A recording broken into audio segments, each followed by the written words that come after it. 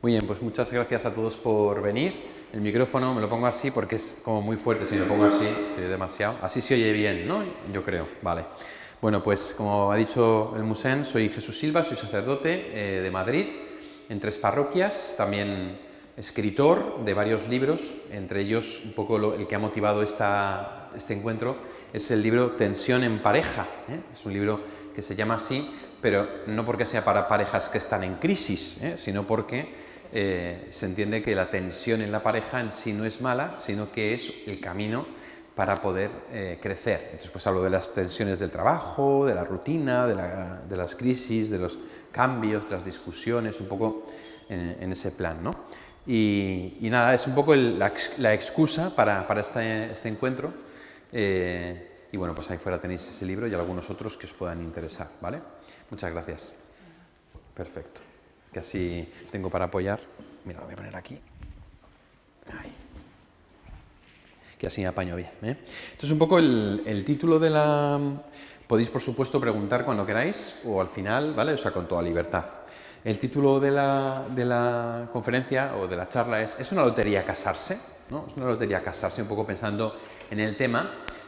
También un poco podríamos llamarlo, ¿vale la pena casarse? ¿No? ¿Realmente merece la pena con la que está cayendo? Porque realmente es una pregunta que todos nos hacemos, ¿no? Porque al final, bueno, yo creo que todos los que estamos aquí somos conscientes, ¿no? de que pues hay una gran tasa de divorcios, ¿no? En el mundo actual. De hecho, actualmente más de la mitad de los matrimonios se rompen, más en torno a un 60%. Pero además de los que se casan en segundas nupcias, se rompe un 70%. Y de los que se casan en terceras nupcias, se rompe un 75%.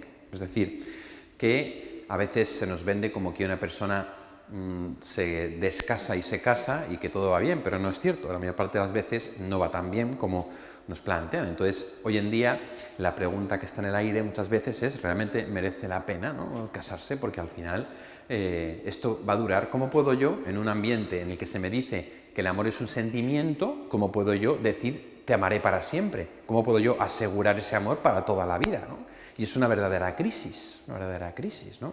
También, obviamente, hoy en día sabemos que la infidelidad pues es una cosa que está también muy a la orden del día, ¿no? Desde la infidelidad explícita, ¿no?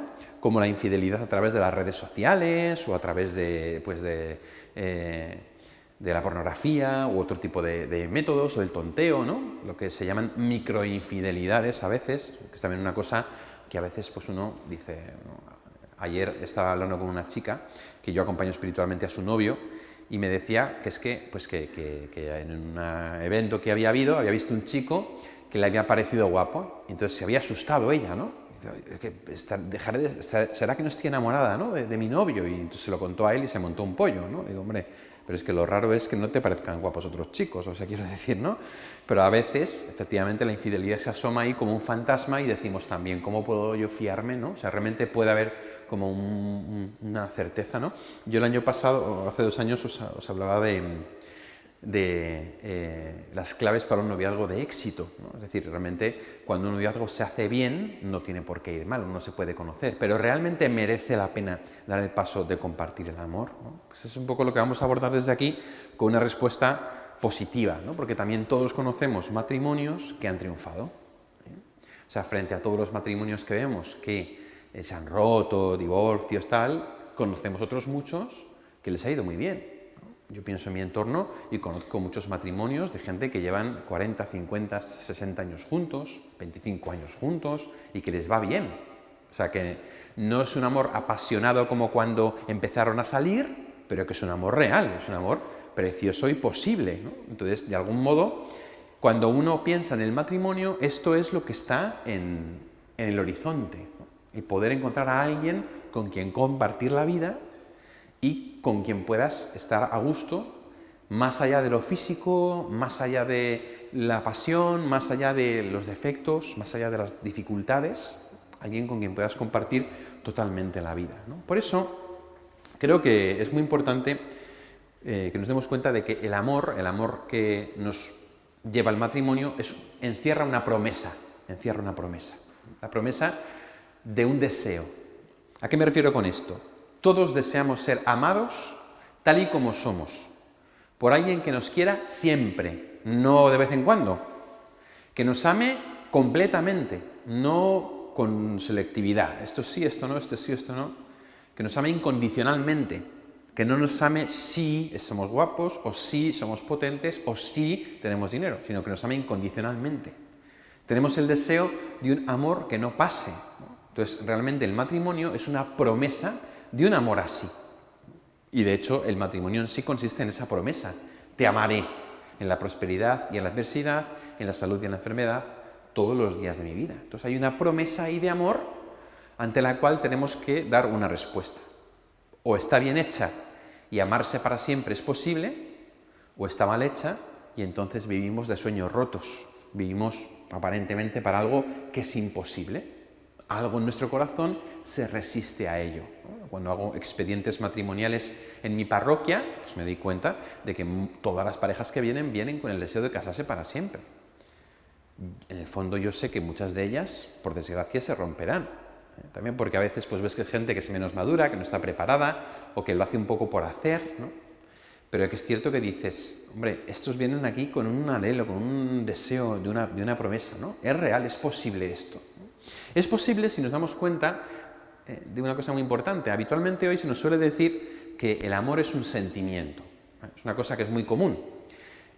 Pues siento amor, ¿no? Siento enamoramiento. Esta mañana hablaba al grupo de aquí de sordos de la diócesis sobre el tema de cómo el enamoramiento lo confundimos muchas veces con el amor de verdad, ¿no? Entonces el amor es un sentimiento porque sientes mucho, porque estás embargado por la otra persona, porque pues te encanta y solo piensas en esa persona, estás como obsesionado, ¿no? Obsesionada, y entonces pues estás como no tienes ojos para otra persona. Entonces esta venta que nos han hecho del amor como sentimiento es un problema. Es un problema. ¿Por qué? Porque el sentimiento, por su propia naturaleza, viene y va. Los sentimientos no los eliges. Si tú, por ejemplo, llega a un momento dado que alguien te hace algo y tú sientes rabia hacia esa persona, ese sentimiento tú no lo eliges. Tú elegirás qué hacer con ese sentimiento, pero el sentimiento no lo eliges. El sentimiento viene y va. Entonces, si decimos que el amor es un sentimiento, no tiene ningún sentido hablar de matrimonio, porque el matrimonio es para toda la vida. ¿Y tú cómo vas a llegar al altar y decirle a tu pareja, elijo sentir amor por ti todos los días de mi vida? Tú no puedes jurar eso, tú no puedes prometer eso, ¿no? Por eso el sentimentalismo actual, ¿no? Es un problema, cuando planteamos el amor solamente como un sentimiento. ¿El amor tiene que ver con los sentimientos? Obviamente, ¿no? Tú ves una chica, un chico guapo que te atrae, que te llama la atención, le conoces, hablas con él, hablas con ella, se despierta el sentimiento, te gusta, te atrae, empiezas como a enamorarte. Lógicamente, claro que hay sentimiento, por supuesto que hay sentimiento, pero no basta con el sentimiento, sino que el amor es una decisión, es una decisión. Podríamos decir, como decía un amigo mío, que el amor tiene que ver con las 3 Cs, cuerpo, corazón y cabeza, que es algo que yo repito mucho. Cuando tú quieres amar a alguien, por supuesto con el corazón, con el cuerpo, pero también con la cabeza. En el fondo nosotros somos seres humanos, tenemos el don de la libertad. Entonces el amor para el ser humano tiene que ver con elegir. Os pongo el ejemplo de esta chica con la que hablaba ayer, ¿no? Que me decía pues, que era la primera vez que se fijaba en un chico que no es su novio y que le parecía guapo y le parecía atractivo, ¿no? Y para ella ha supuesto un problema, yo lo puedo comprender, ¿no? Pero claro, lo que yo hablaba con ella es que esto es normal. Tú, cuando veas un chico guapo, pensarás, ¿qué chico más guapo? Porque tu novio no es el tío más guapo del mundo, ¿no? Es decir, te llamará la atención. Yo le decía, ¿acaso se trata de que tú has hecho una lista de cualidades, ¿no? Y dices, no, yo estoy enamorado de mi novio porque tiene estas cualidades. Entonces, ¿qué pasa? Que si encuentras otro que tiene más cualidades, dejas a tu novio y te vas con el otro. Tú no te enamoras de las cualidades de la persona. Tú te enamoras de la persona, que tiene sus cualidades y sus defectos. Entonces, como veremos ahora, más importante que las cualidades son los principios. Pero tú te enamoras de la persona, con todo lo que esa persona es. Y tú eliges amarla. Y de hecho, casarte es que renuncias a todas las mujeres menos a una. A todos los hombres menos a uno. Es que esa es la esencia del matrimonio, ¿no? A veces se nos dice, no, los curas es que renuncian a las mujeres. Y tú también renuncias a las mujeres. A todas. menos a una, pero a todas, ¿no? Porque en el fondo eso es la elección. Elegir es renunciar. Si yo elijo una carrera, renuncio a las demás. Si yo elijo irme de Erasmus a un sitio, estoy rechazando a todos los demás. Y hoy en día, como nos han metido la mentalidad de que hay que tenerlo todo, no tenemos una capacidad de renuncia o de sacrificio, nos parece que eso es un problema. No, no, es que es la realidad misma de la vida. Elegir es renunciar y no tiene nada de malo. Entonces, cuando tú eliges amar a alguien, estás renunciando a los demás. Es que en eso consiste el amor. Y de hecho, ¿no?, si esta chica de la que os estoy hablando solo tuviera ojos para ese chico, pues en el fondo nunca sería libre para amarle. No tendría más remedio. Es lo único que tengo, ¿no? Te amo con todo mi corazón, pero si somos los dos últimos seres humanos de la Tierra, pues no te queda otra, ¿no? Claro, es que precisamente porque hay más, tiene valor que yo te ame a ti, tal y como eres, ¿no? Y que yo te elija a ti. Yo recuerdo, cuando yo tenía novia, antes de ser sacerdote, que hubo un día que realmente yo le cogí y le dije, ¿por qué me has elegido a mí? Le dije a ella, ¿no? ¿Por qué me has elegido a mí? Y lo que ella me respondió no me valió, porque era como... me respondió como con cualidades, pero es que en el fondo no es esto, ¿no? En el fondo eres tú por algo que no sé explicar, ¿no? Y entonces, cuando descubro que eres tú, elijo amarte. En ese sentido, el amor como decisión tiene que ser incondicional, ¿no? Es decir, no te amo hasta que encuentre a alguien mejor, ¿no? Te amo si tienes un buen cuerpo, te amo a no ser que... Eso es el amor condicionado. El amor al que estamos llamados es un amor incondicional. ¿Cómo se puede llegar a él? Lo veremos, ¿no? Pero es importante. Es un amor que es incondicional y es una decisión que es renovable, no en el sentido actual de la ecología, sino en el sentido de que se renueva. Que esta es un poco una de las claves del matrimonio. El matrimonio, el día que llegas a casarte, termina algo, pero también empieza algo. Empieza una nueva etapa. Y en esa nueva etapa es una etapa que tienes que renovar cada mañana, ¿no? Yo en las bodas se lo digo mucho a los novios. El otro día casé a mi sobrina y le decía, ¿no?, a Fran, a su actual marido, le decía, claro, tú ahora ves a Elena pues súper guapa, súper bonita, súper maquillada y con el vestido de novia y con, pues hijo, pues qué fácil es amarla así. Pero igual pasado mañana se despierta con legañas, se le ha caído una pestaña, está ahí con ojeras porque ha dormido mal, ¿sabes? Y está toda despeinada, ¿no? ¿Tú, ¿con qué Elena te casas? Pues con toda, no con una parte de ella, ¿no? Entonces, ¿cuándo tú tienes que renovar el amor? Pues precisamente todos los días y especialmente cuando haya dificultades. Porque sabia es la Iglesia cuando nos dice en la salud y en la enfermedad, en la prosperidad y en la adversidad, en la riqueza y en la pobreza. No podemos hacer como lo del chiste. No sé si lo sabéis, que van a casarse una mujer y le dice el cura al hombre, ¿aceptas a tu mujer en la riqueza, en la pobreza, en la enfermedad, en la salud, en la prosperidad, en la adversidad? Entonces el tío se queda pensando y dice, sí, no, no, sí, no, sí. No, eso no vale, ¿no? Aquí es sí, es decir, en todo ello, ¿no? Entonces es importante darse cuenta de que es amor incondicional, de que es amor que se renueva y de que es muy importante el hacer bien el proceso del noviazgo y del matrimonio para poder, o sea, y el previo, para poder casarme bien, ¿no? En ese sentido, cuando uno hace un buen noviazgo, asegura el matrimonio, ¿no? Entonces, ¿cuándo hay que casarse? Es una cosa que hay parejas que me preguntan, el grupo de novios que yo tengo, ¿cuándo hay que casarse?, ¿no? Mirad, no hay una respuesta a esta pregunta, ¿vale? Es decir, no existe una respuesta cronológica, me refiero. No, pues cuando lleváis ya 3 años es suficiente. O cuando lleváis tal, es suficiente. No, en realidad, uno sabe cuándo debe casarse cuando ha tratado sobre los principios irrenunciables, ¿vale?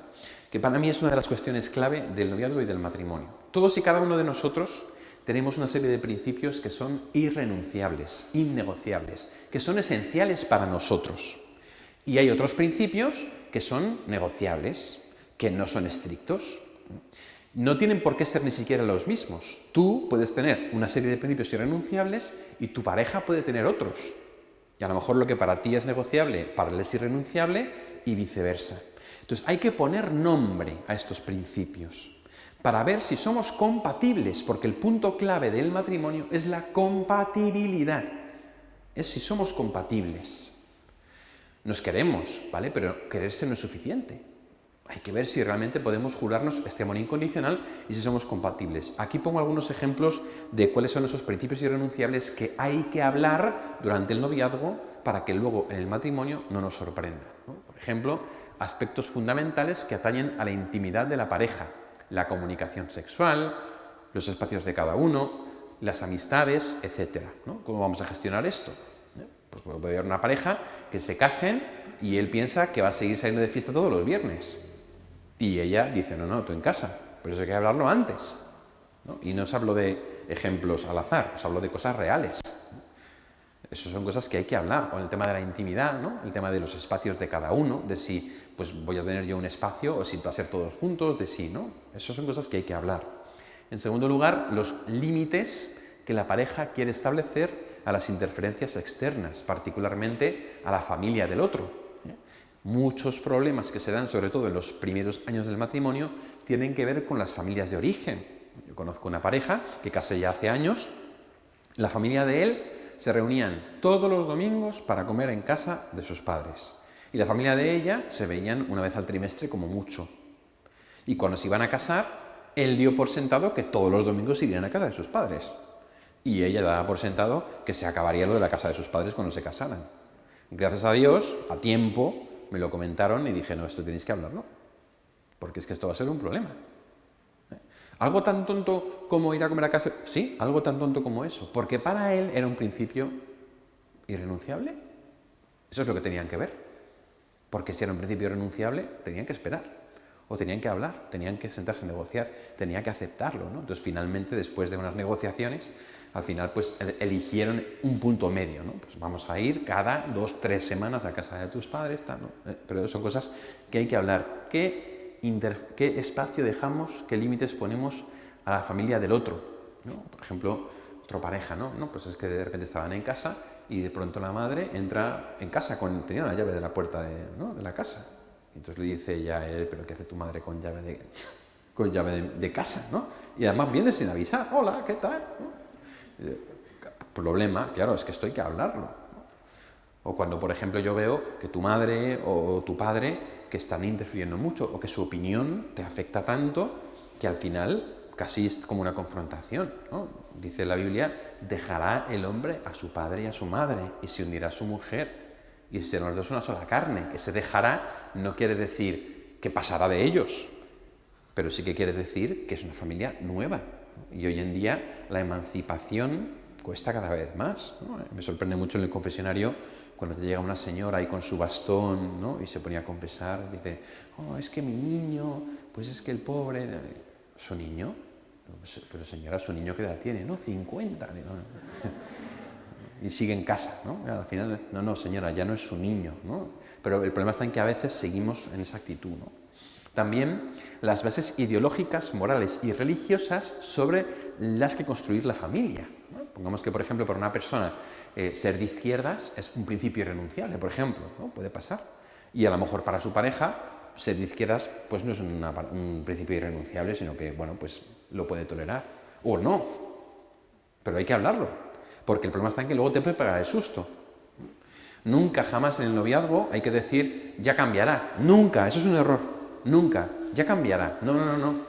Eso no podéis pensarlo jamás. O bueno, en el fondo esto me afecta, pero miro a otro lado. Nunca hagáis eso. No vale decir, no, si este tal... Bueno, pero ¿qué más da? No. Si te molesta, tienes que afrontarlo y tienes que hablarlo, porque a lo mejor un día se convierte en un problema, ¿no? Por supuesto, las bases morales también, ¿no? Qué moralidad queremos vivir en casa, qué moral sexual queremos vivir en casa, qué moral queremos predicar, ¿no? Y también religiosas, ¿no? Hay gente que se casa con alguien que no es creyente, porque asume que va a vivir con él todo y eso no lo tiene en común. Pues porque para esa persona no es un principio irrenunciable que su pareja sea creyente, por ejemplo. Hay parejas para las que sí lo es, para las que sí que es impepinable, ¿no? que tu pareja, tu futuro esposo o futura esposa, sea creyente, porque si no, no ves cómo cuadrarlo. Yo he encontrado con las dos cosas. Lo que hay que hacer es hablarlo y afrontarlo, porque yo conozco gente para la que la fe es muy importante y que estaba con alguien que no era creyente o era medio creyente Y decía, no, yo es que voy a conseguir que se convierta. No, no, no, no, no. Tú tienes que querer como es. Y si no se convierte nunca, ¿qué? No, pues seguro que se convierte. Y si no se convierte nunca, ¿qué? Si para ti es irrenunciable que él sea creyente y no lo es, le puedes dar un tiempo, que hay veces que yo solo lo he hablado con parejas en dirección espiritual, dale un tiempo, pero si tú en un tiempo ves que no, lo dejas. Si para ti es irrenunciable, ¿no? Lo que no puedes hacer es casarte pensando en que ya cambiará. Eso es un error. Y son principios que hay que hablar. Aspectos económicos y perspectivas de futuro laboral y profesional. Son cosas hoy en día que son muy importantes. Antes era claro, el hombre salía de casa a ganarse el pan y la mujer se quedaba en casa trabajando. Hoy en día esto no tiene por qué ser así. Cada pareja puede elegirlo. Habitualmente muchas parejas trabajan los dos, también por cuestiones económicas y de realización personal. Está fenomenal, pero hay que hablarlo. Yo no puedo ser alguien que piense que cuando me case y tenga mis primeros hijos, mi mujer va a dejarlo todo para quedarse en casa sin haberlo hablado con ella. Porque a lo mejor ella no está de acuerdo y quiere seguir trabajando. Y entonces tengo que hablarlo con ella. Y tiene derecho. Y a lo mejor mi marido, como le pasaba a una chica que acompañaba espiritualmente, su novio es militar. Era militar, pues ya no estaban juntos, ¿no? Y le digo, ¿tú te has planteado que donde a él le manden, tú tienes que ir? O sea, que si le mandan a Fuerteventura, tú tienes que dejarlo todo e irte a Fuerteventura. Y ella de repente, ¡chin! Pues no, ya ha caído en eso. No, yo quiero estar en Madrid con mi familia y trabajar. Digo, ¿y qué haces con un militar? Oh, es que le quiero. Pero es que querer no es suficiente. Si para ti es irrenunciable estar en Madrid, tú no puedes casarte con él. Luego lo dejaron y él encontró una chica muy maja, se han casado y ella efectivamente asume eso. Y entonces está en Lanzarote, en Fuerteventura precisamente, ¿no? Es decir, que al final son temas que puedes dar como por sentado. No, perdona, es que hay que hablarlo, ¿no? El futuro laboral, proyección profesional, pues estos son temas que son importantes, ¿no? La paternidad responsable, que tiene que ver con el número de hijos, con los métodos de la regulación de la fertilidad, etcétera. Es un tema como muy íntimo, pero es muy importante, ¿vale? El número de hijos, no me refiero aquí a que haya que tener una especie como de cosa predeterminada. Vamos a tener 2,5. No, es decir, no existe un número ideal, nadie os puede decir eso. Y de hecho, mi consejo personal es que no os caséis como con un número cerrado, porque luego Dios y la vida pueden dar muchas vueltas, pero sí que hay que hablarlo. Porque a lo mejor uno está convencido de que va a tener un hijo y otro dice, no, todos los que vengan. Pues es que hay que hablarlo, ¿no? Porque yo conozco parejas que, bueno, ya le convenceré. Bueno, lo que hago es que le engaño y entonces así me quedo embarazada y ya no puede decir que no. Pues no, eso no se puede hacer. Y esto sucede, ¿eh? No es ninguna broma. ¿No? Esas cosas hay que hablarlas antes, ¿no? De manera que sepamos más o menos a qué nos queremos atener. Si queremos tener una paternidad responsable de los que vengan, si queremos tener una paternidad responsable de, bueno, pues un número medio de tal, ¿no? O sea, hay que ver. Yo, por ejemplo, conozco un matrimonio joven muy amigo mío que querían tener muchos hijos, pero no han podido, porque ella está muy mal de salud y para ella sería un problemón tener más hijos. Y han tenido uno, que es lo último que querían, pero Dios habla por las circunstancias y crían a su hijo lo mejor que pueden, ¿no? Pero lo han hablado y después de casarse lo han hablado y se han planteado y cada relación pues tiene su sentido, ¿no? Luego los métodos de regulación de la fertilidad también es importante.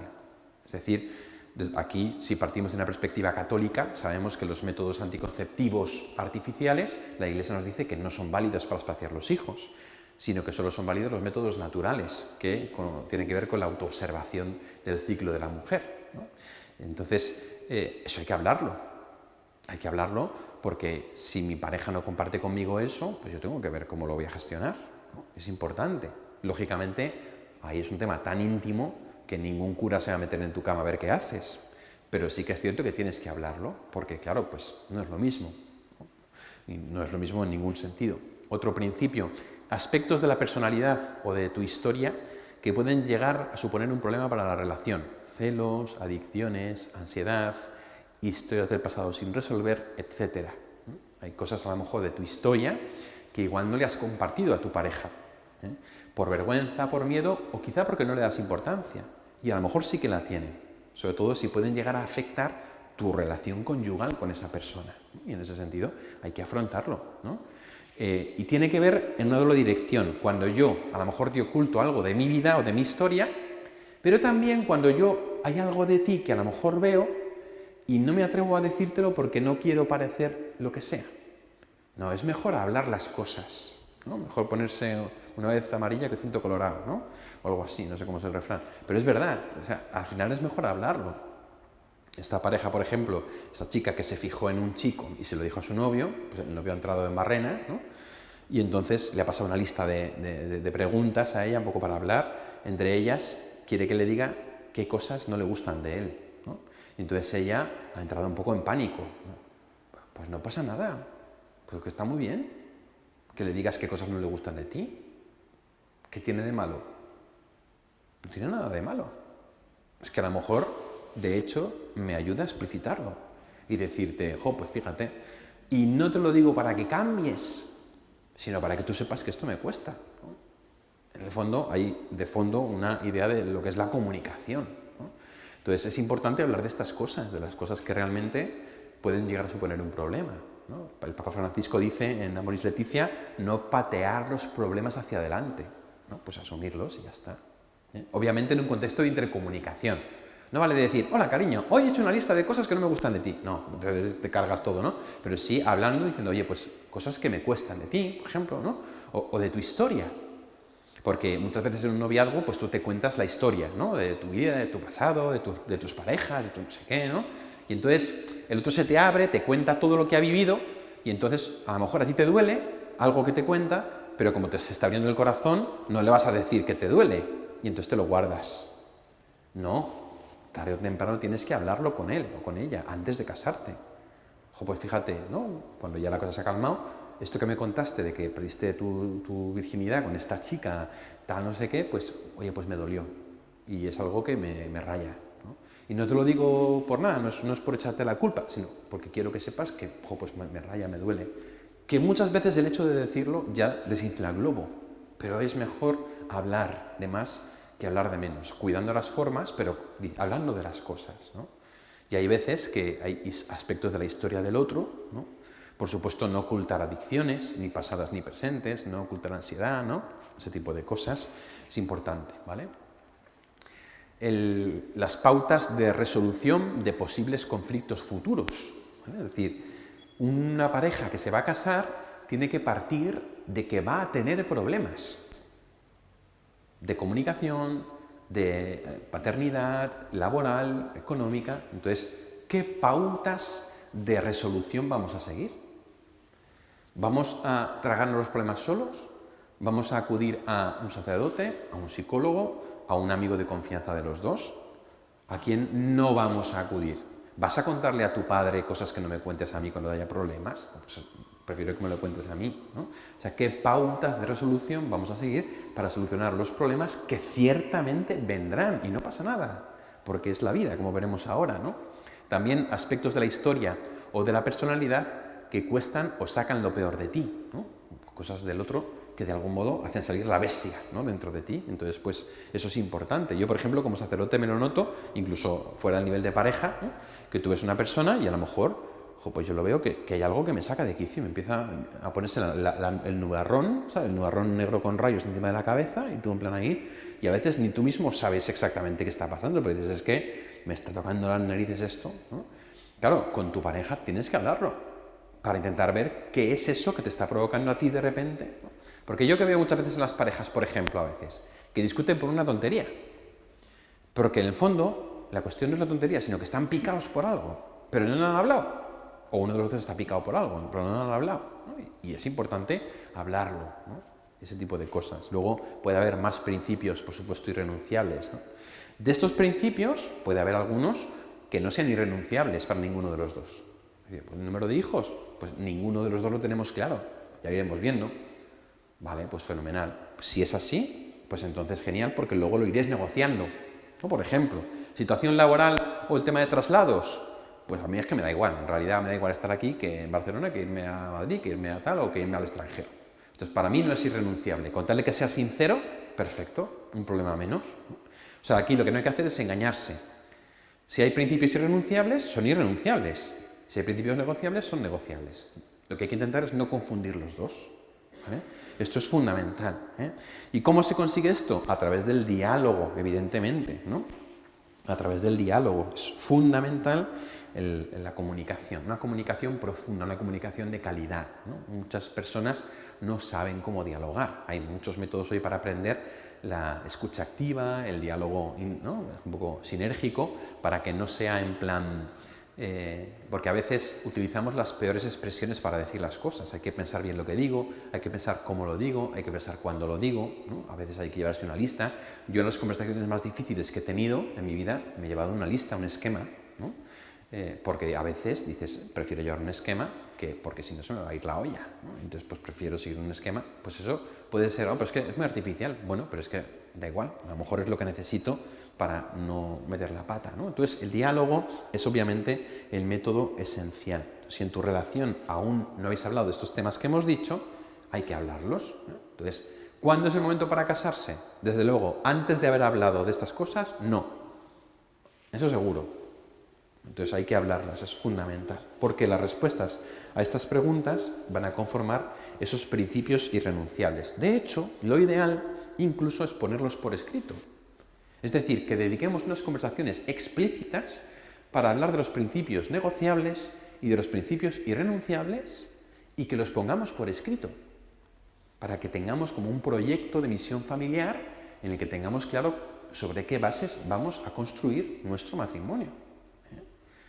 Yo sé que esto puede sonar de todo menos romántico, pero es que el romanticismo mata el amor, porque el romanticismo es sentimentalismo. Y como decíamos, sobre un sentimiento no se puede edificar nada, sino sobre una decisión.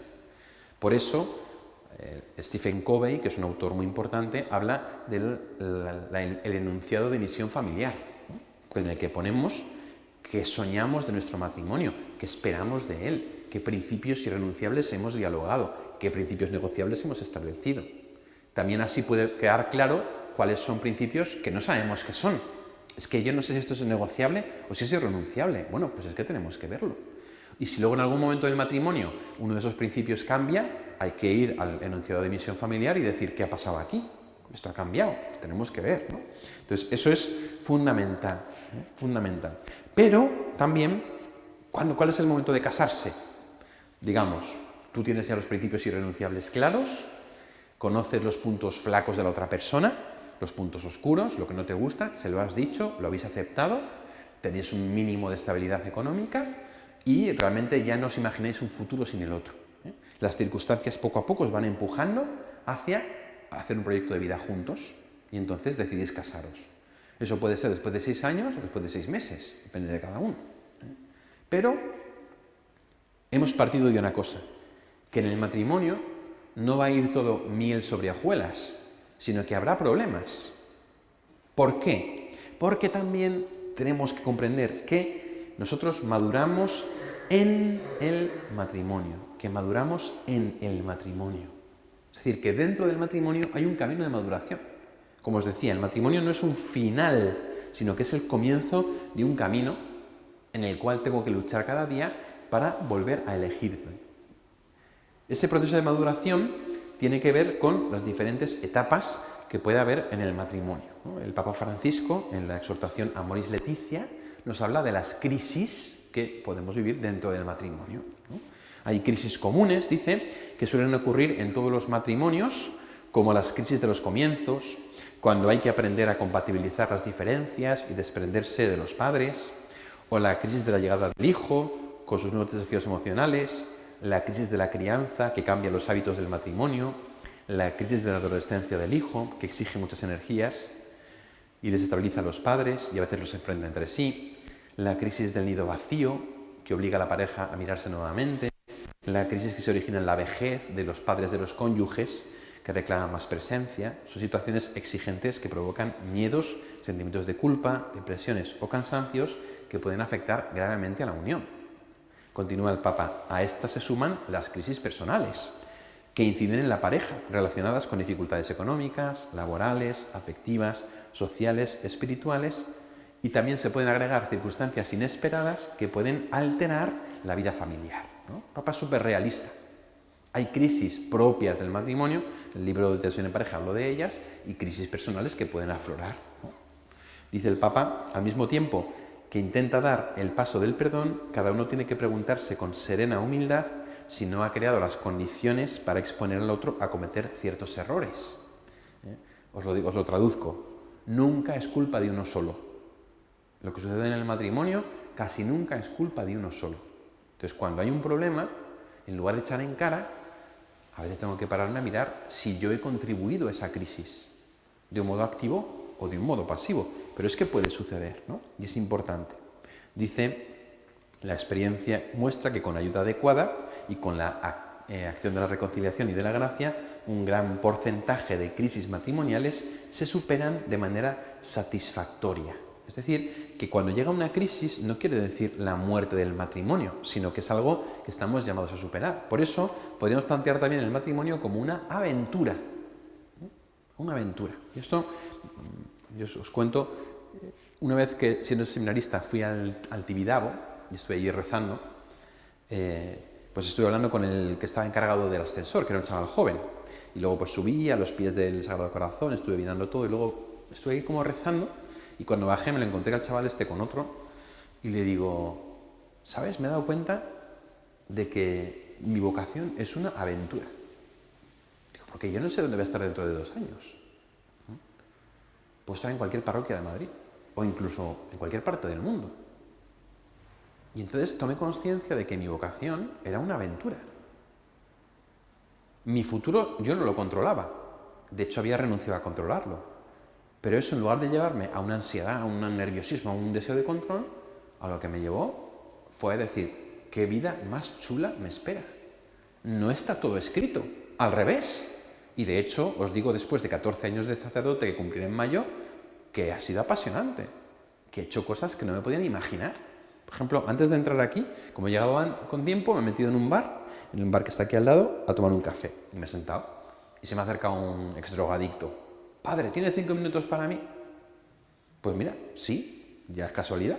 Y se ha sentado para contarme que se había muerto su mujer, que estaba muy triste, que la había conocido en el proyecto Hombre, y que tal, y me ha empezado a contar, a hablar, y ha dicho, jo, qué paz he sentido hablar con usted, que ¿no? Yo no he hecho nada, escucharle, ¿no? Y animarle, y en el fondo dices, jo, pues qué aventura. Que Dios, o sea, me ha puesto aquí en esta cafetería de Barcelona, al lado de la Concepción, donde no vengo nunca, justo 15 minutos antes de las 6, de las 5, que había quedado con el rector, y ha puesto a este pobre aquí, ¿no? O sea, y es que yo os digo que como esto es la vida, es una aventura, en la que efectivamente tú no sabes lo que te depara el futuro.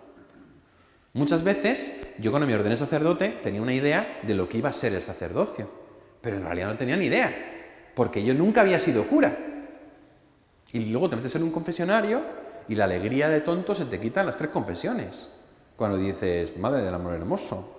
Y luego te vas a la cárcel a confesar y ya ni te cuento, ¿no? Lo he hecho yo y entonces ahí ya pierdes la virginidad sacerdotal, porque es como en plan, madre mía, lo que me pueda... ¿Y qué le digo yo a este, no? O sea, efectivamente. Y luego te das cuenta de que hay cosas pues que no son fáciles, pero que son una aventura, que son un reto, que son un desafío.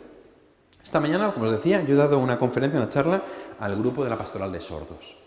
Oye, estuve a punto de no ir, porque me decía Monseñor Alfonso, ¿no? Pues no, es un grupo de discapacitados, tú háblales, pero ¿y cómo les hablo? ¿No? Háblales de afectividad, de sexualidad, a discapacitados, pero claro, yo la única referencia que tengo es mi hermano Pablo, que tiene una discapacidad del 87% y que no se entera de nada, que lo más que le puedo hablar es de películas y de hamburguesas, no le puedo pasar de, ¿no? La conversación no se eleva más. Y entonces, ¿y cómo les voy a hablar de esto? Y entonces, dadme una pista, ¿no? Y no me daban pistas. No, dice Monseñor Xavi que le hables como si hablaras a tu hermano. Digo, pero yo a mi hermano no hablo de sexualidad. Entonces, entré un poco en barrena, ¿no? De decir, y ya le puse un mensaje, y digo, mira, yo creo que no voy a ir, porque no me veo capacitado, es un tema delicado, yo no sé quién voy a tener delante, no sé qué discapacidades tienen, no tengo ni idea de nada, ¿no? Y al final... pues lo siento, no sé, podemos, ya digo, venga, me lanzo y voy, ¿no? Y he ido y ha sido una maravilla, ha sido precioso. Lo que han hecho al final ha sido escribir preguntas en papelitos, se los íbamos sacando y íbamos respondiendo. Y entonces el Musén iba traduciendo al lenguaje de signos cada pregunta, y yo lo que he hecho ha sido simplificar al máximo las respuestas. Es que además han salido las peores preguntas que podían salir, ¿eh? ¿Qué significa LGTBI? ¿qué es la homosexualidad? Todas así, todas las preguntas así, ¿sabes? En plan, y yo, ostras. Entonces, tener que simplificar al máximo para que te entiendan personas con unas discapacidades, ¿no? Y ha sido una maravilla. He disfrutado un montón y luego he comido con ellos, ha sido súper divertido. Digo, pues otra aventura más para la agenda, ¿no? Algo que me imponía, algo que estaba a punto de decir que no y que ahora digo, pues me ha merecido la pena. Si no lo hubiera hecho, nunca lo había sabido. Siempre habría quedado ahí como lo que podría haber sido, ¿no? Entonces, en el fondo, la vida es una aventura. La vida sacerdotal es una aventura. Entonces, ante cada crisis que no esperas y cada realidad que desafía tus planteamientos, ¿qué haces? Pues te adaptas, te desarrollas una faceta nueva que a lo mejor desconocías, te adaptas, cambias, creces, ¿no? Tras cada etapa surge una nueva síntesis que debe ser superación de lo anterior e integración de lo nuevo. Y efectivamente, si llego a verme hace 20 años y me dicen cosas que yo he hecho, o que he dicho, o que he conseguido, y no me lo creería, pero es hermoso. El matrimonio hay que planteárselo, por lo tanto, como una aventura en la que no sabes lo que va a venir. Tú has puesto de tu parte lo que podías poner, pero luego al final la vida trae lo que trae, y es apasionante.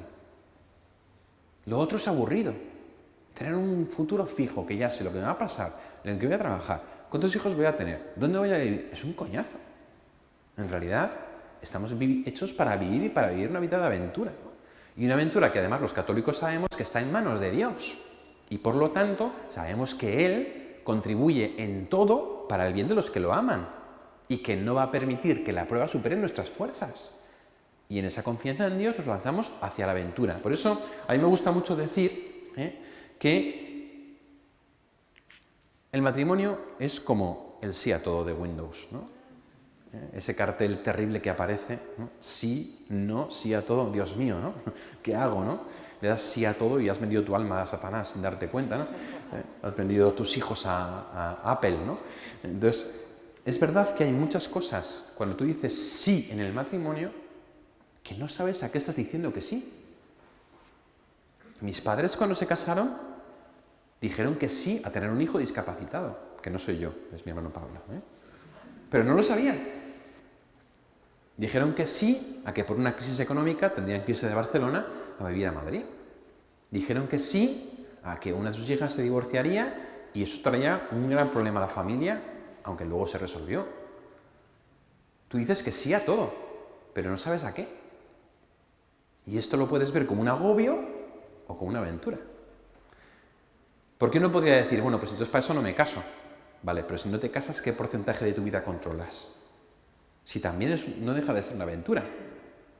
La diferencia es que la vives solo y la vives egoístamente y al final te quedas solo. Cuando llegas a la edad en la que deberías disfrutar de la compañía de un cómplice, te encuentras solo. Como cuando yo salía por Madrid y veía botellones de gente de 50 años. Más triste que he visto en mi vida, ¿no? O sea, que lo dejas con 20 años, ¿vale? O con 50 ya, ¿no? Entonces, el matrimonio es un sí a todo. Es un sí a algo que no sabes que va a venir. Pero eso te lo puedes tomar como una aventura. Si tú has puesto los principios irrenunciables adecuados y has hablado de las cosas que tienes que hablar, pues fenomenal, ¿no? Pero es verdad, en el fondo es una apuesta, es un salto de fe. Un salto de fe en el cual tú te abandonas a los brazos del otro, sabiendo que está Dios también ahí. Que además nosotros somos católicos, como lo haremos al final, ¿no? Pues creemos en el sacramento, porque aquí en el fondo en esta imagen, ¿no? Están solamente los dos. Pero si pudiéramos ver la parte de abajo, está Dios, está la mano de Dios, ¿no? Que nos sostiene, y en ese sentido el matrimonio es cosa de tres. Es un 33% tú, un 33% Dios y un 33% la otra persona, ¿no? La parte de Dios la tienes asegurada. La parte tuya te la tienes que currar y la parte de la otra persona tienes que hablarla para que podamos hacer un 100%, ¿no? Y eso es muy importante. Entonces, hablarte de un matrimonio como algo seguro, cerrado, estanco y aburrido es una mentira. Y quien te diga eso te miente. No, es una aventura. Y esa aventura lo que elegís es resolverla juntos. Resolverla juntos, afrontarla juntos, sabiendo que nunca vais a estar solos, ¿no? Una apuesta porque apuestas por el otro. Apuesto por ti porque he visto lo mejor de ti. He visto de lo que eres capaz. Creo en ti, ¿no? Como en las pelis. Tú puedes, Johnny. Pues un poco igual. Es que yo he visto lo mejor de ti. Entonces yo sé que tú puedes. Y yo sé que tú vas a poder superar lo que venga, porque te conozco. Y viceversa, ¿no? Es una apuesta, pero a caballo ganador, porque tú has visto al otro y sabes cómo es. Es muy importante darme cuenta de que cuando yo hablo del matrimonio como un salto de fe, en el fondo acepto que el otro no está acabado.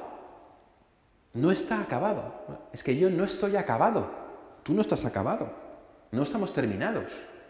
Estamos en proceso, ¿no? Y en ese sentido, somos criaturas que nos vamos haciendo según un proceso. Y en ese proceso estamos llamados a ir creciendo. Entonces, la persona con la que me caso, no es la misma que dentro de 20 años. En el sentido de que habrá cambiado, habrá madurado, habrá retrocedido, habrá desarrollado nuevos vicios y nuevas virtudes. Es que esa es la cuestión, que el matrimonio justamente es que yo acepto que tú eres una criatura en proceso. Y en ese proceso elijo crecer contigo. Y tendremos que irnos amoldando poco a poco, cada vez más. Y cuando tú cambies, tendré que decírtelo, tendré que hablarlo.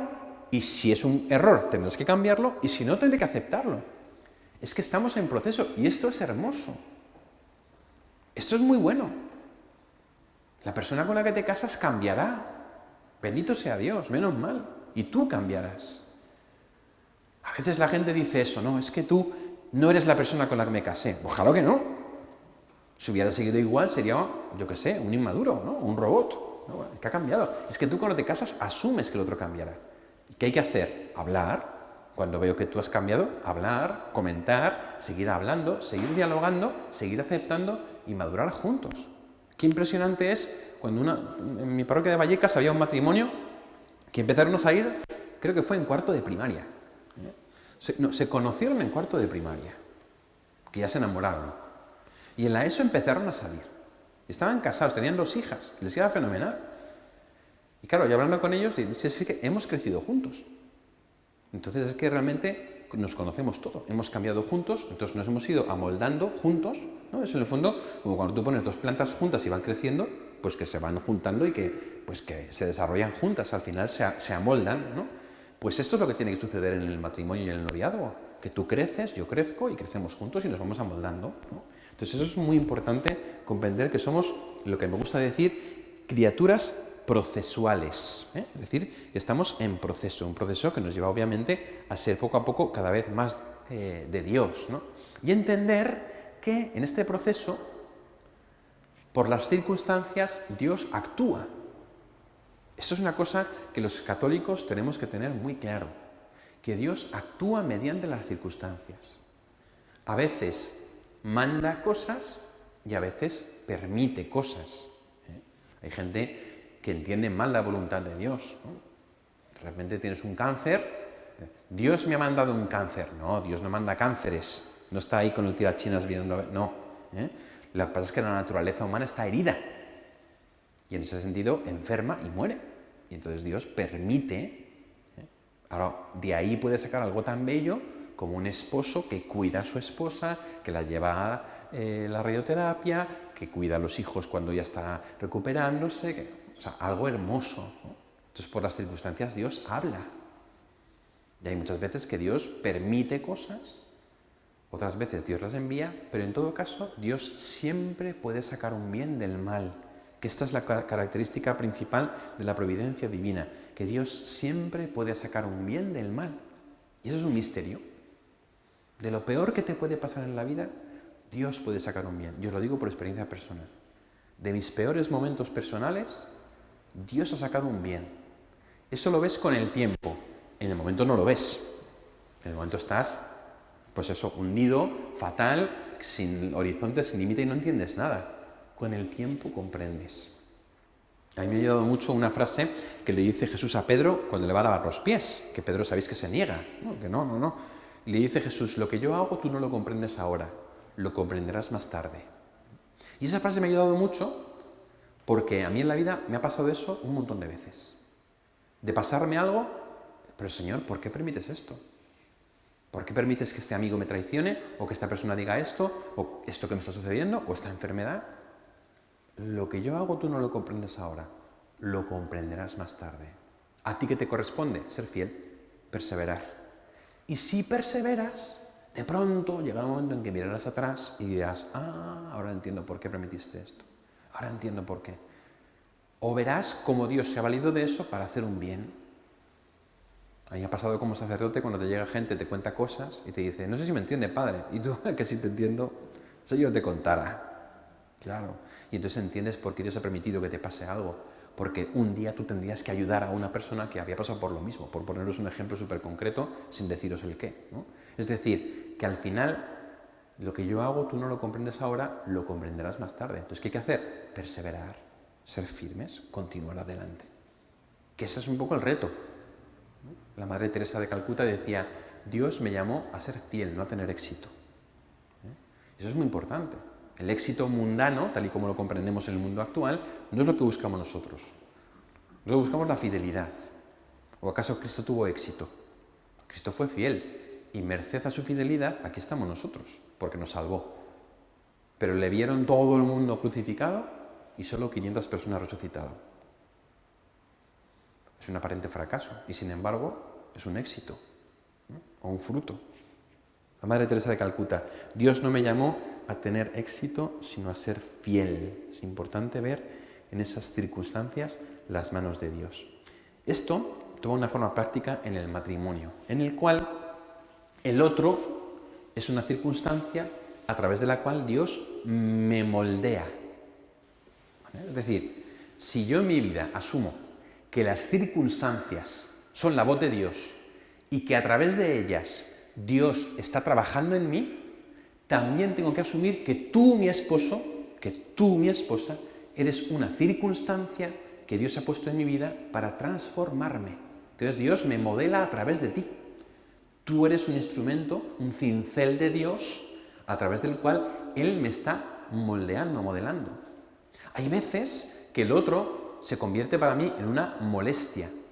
Es que me molesta lo que hace, ¿no? Y le cojo hasta tirria. Y a veces eso sucede porque hay una falta de fe de partida, que es que no confío en que Dios a través del otro me está interpelando. Muchas veces ante las dificultades que pueden surgir en el matrimonio, yo tengo que preguntarme, ¿qué puedo hacer yo? Imagínate que tu novio, que tu esposo o tu esposa pasa por una crisis personal, porque tiene una crisis emocional no resuelta, ¿vale? Y entonces de repente aflora. El Papa Francisco lo dice en Amoris Laetitia cuando dice que hay crisis de la adolescencia que uno no ha superado y que de repente florecen a los 40 años. Y puede pasar. Y a lo mejor tu esposo o tu esposa tiene que pasar esa crisis y tiene que hacer terapia. Y está un tiempo que está, pues, revuelto.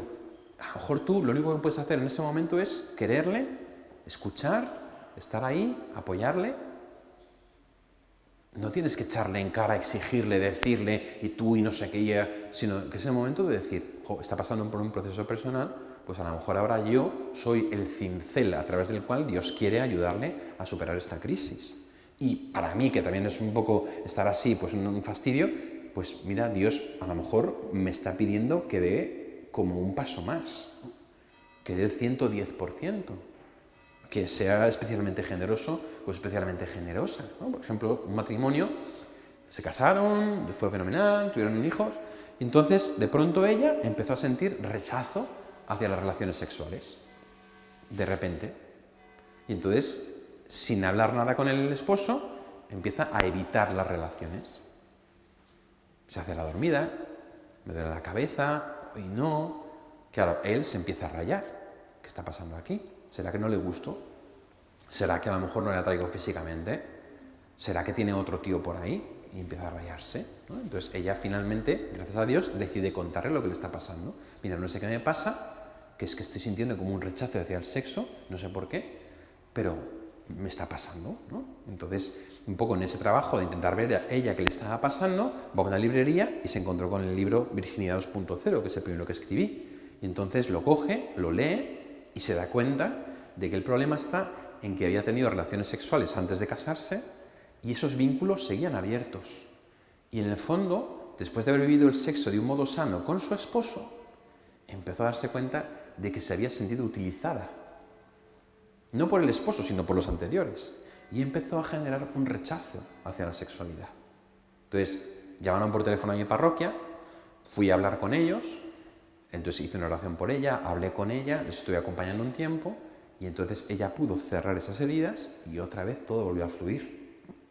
Pues durante el tiempo que estuvieron así, el marido fue un santazo, porque fue: respeto tu proceso, al principio estoy como descolocado, pero lo hablamos, me cuentas, me dices que no es por mí, para mí es un problema, pero lo respeto, te ayudo a buscar la salida, pero sin presionarte, porque claro, el tío le podía salir presionarle para tener relaciones sexuales. ¿Y eso qué hacía? Hacía crecer en ella la sensación de sentirse utilizada. Entonces, él tuvo que ser muy paciente, retirarse, aprender a quererla de modos no genitales, y entonces poco a poco, con paciencia y con perseverancia, aceptó el proceso que ella estaba pasando hasta que finalmente lo superó y las relaciones sexuales fluyeron de un modo natural dentro del matrimonio. Pues él lo hizo muy bien. ¿Por qué? Pues estuvo, cayó, cedió, escuchó, aguantó, ¿no? Pues lo lógico, es decir, lo lógico, ojalá fuera lo lógico, ¿no? Pero hizo lo que tenía que hacer, ¿no?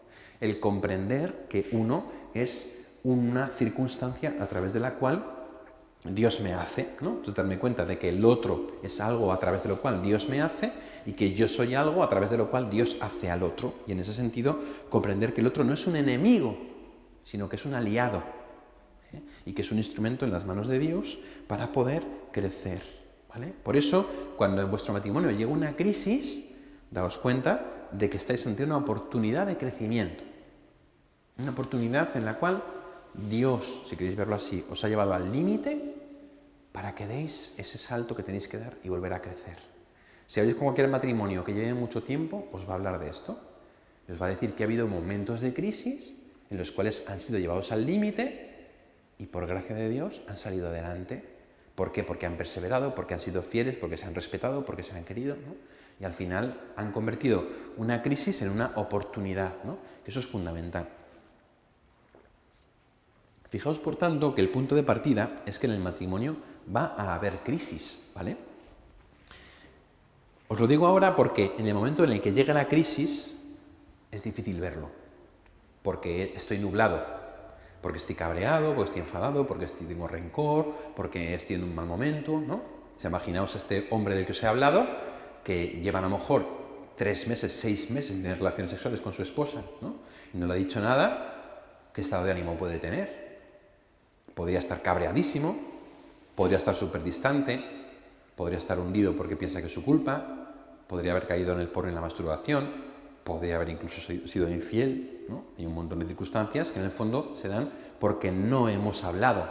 En el momento de la crisis, tú no te das cuenta de que esa crisis tiene que suceder. Y de hecho tenía que suceder para que ella viviera una sanación que le ha permitido luego vivir el sexo con su esposo de un modo precioso, como no lo había vivido nunca.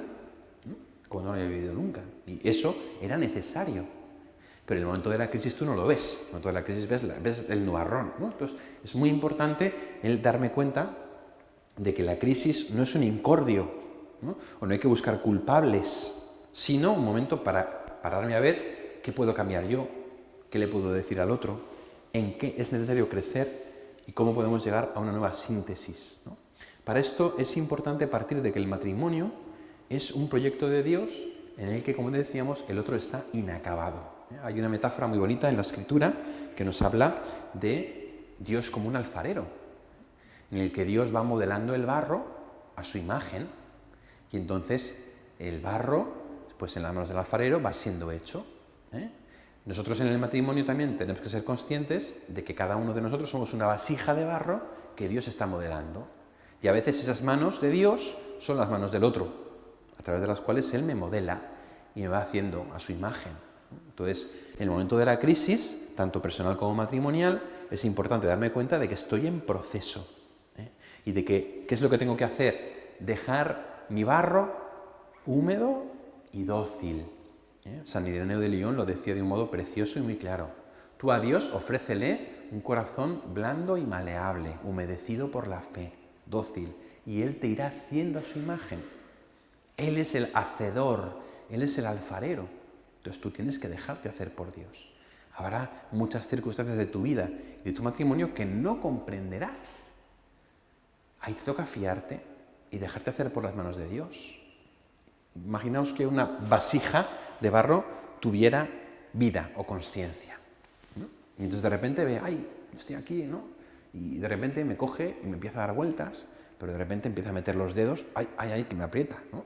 Y de repente me empieza como a desgajar y de repente me quita del torno y me deja ahí quieto, solo secarme.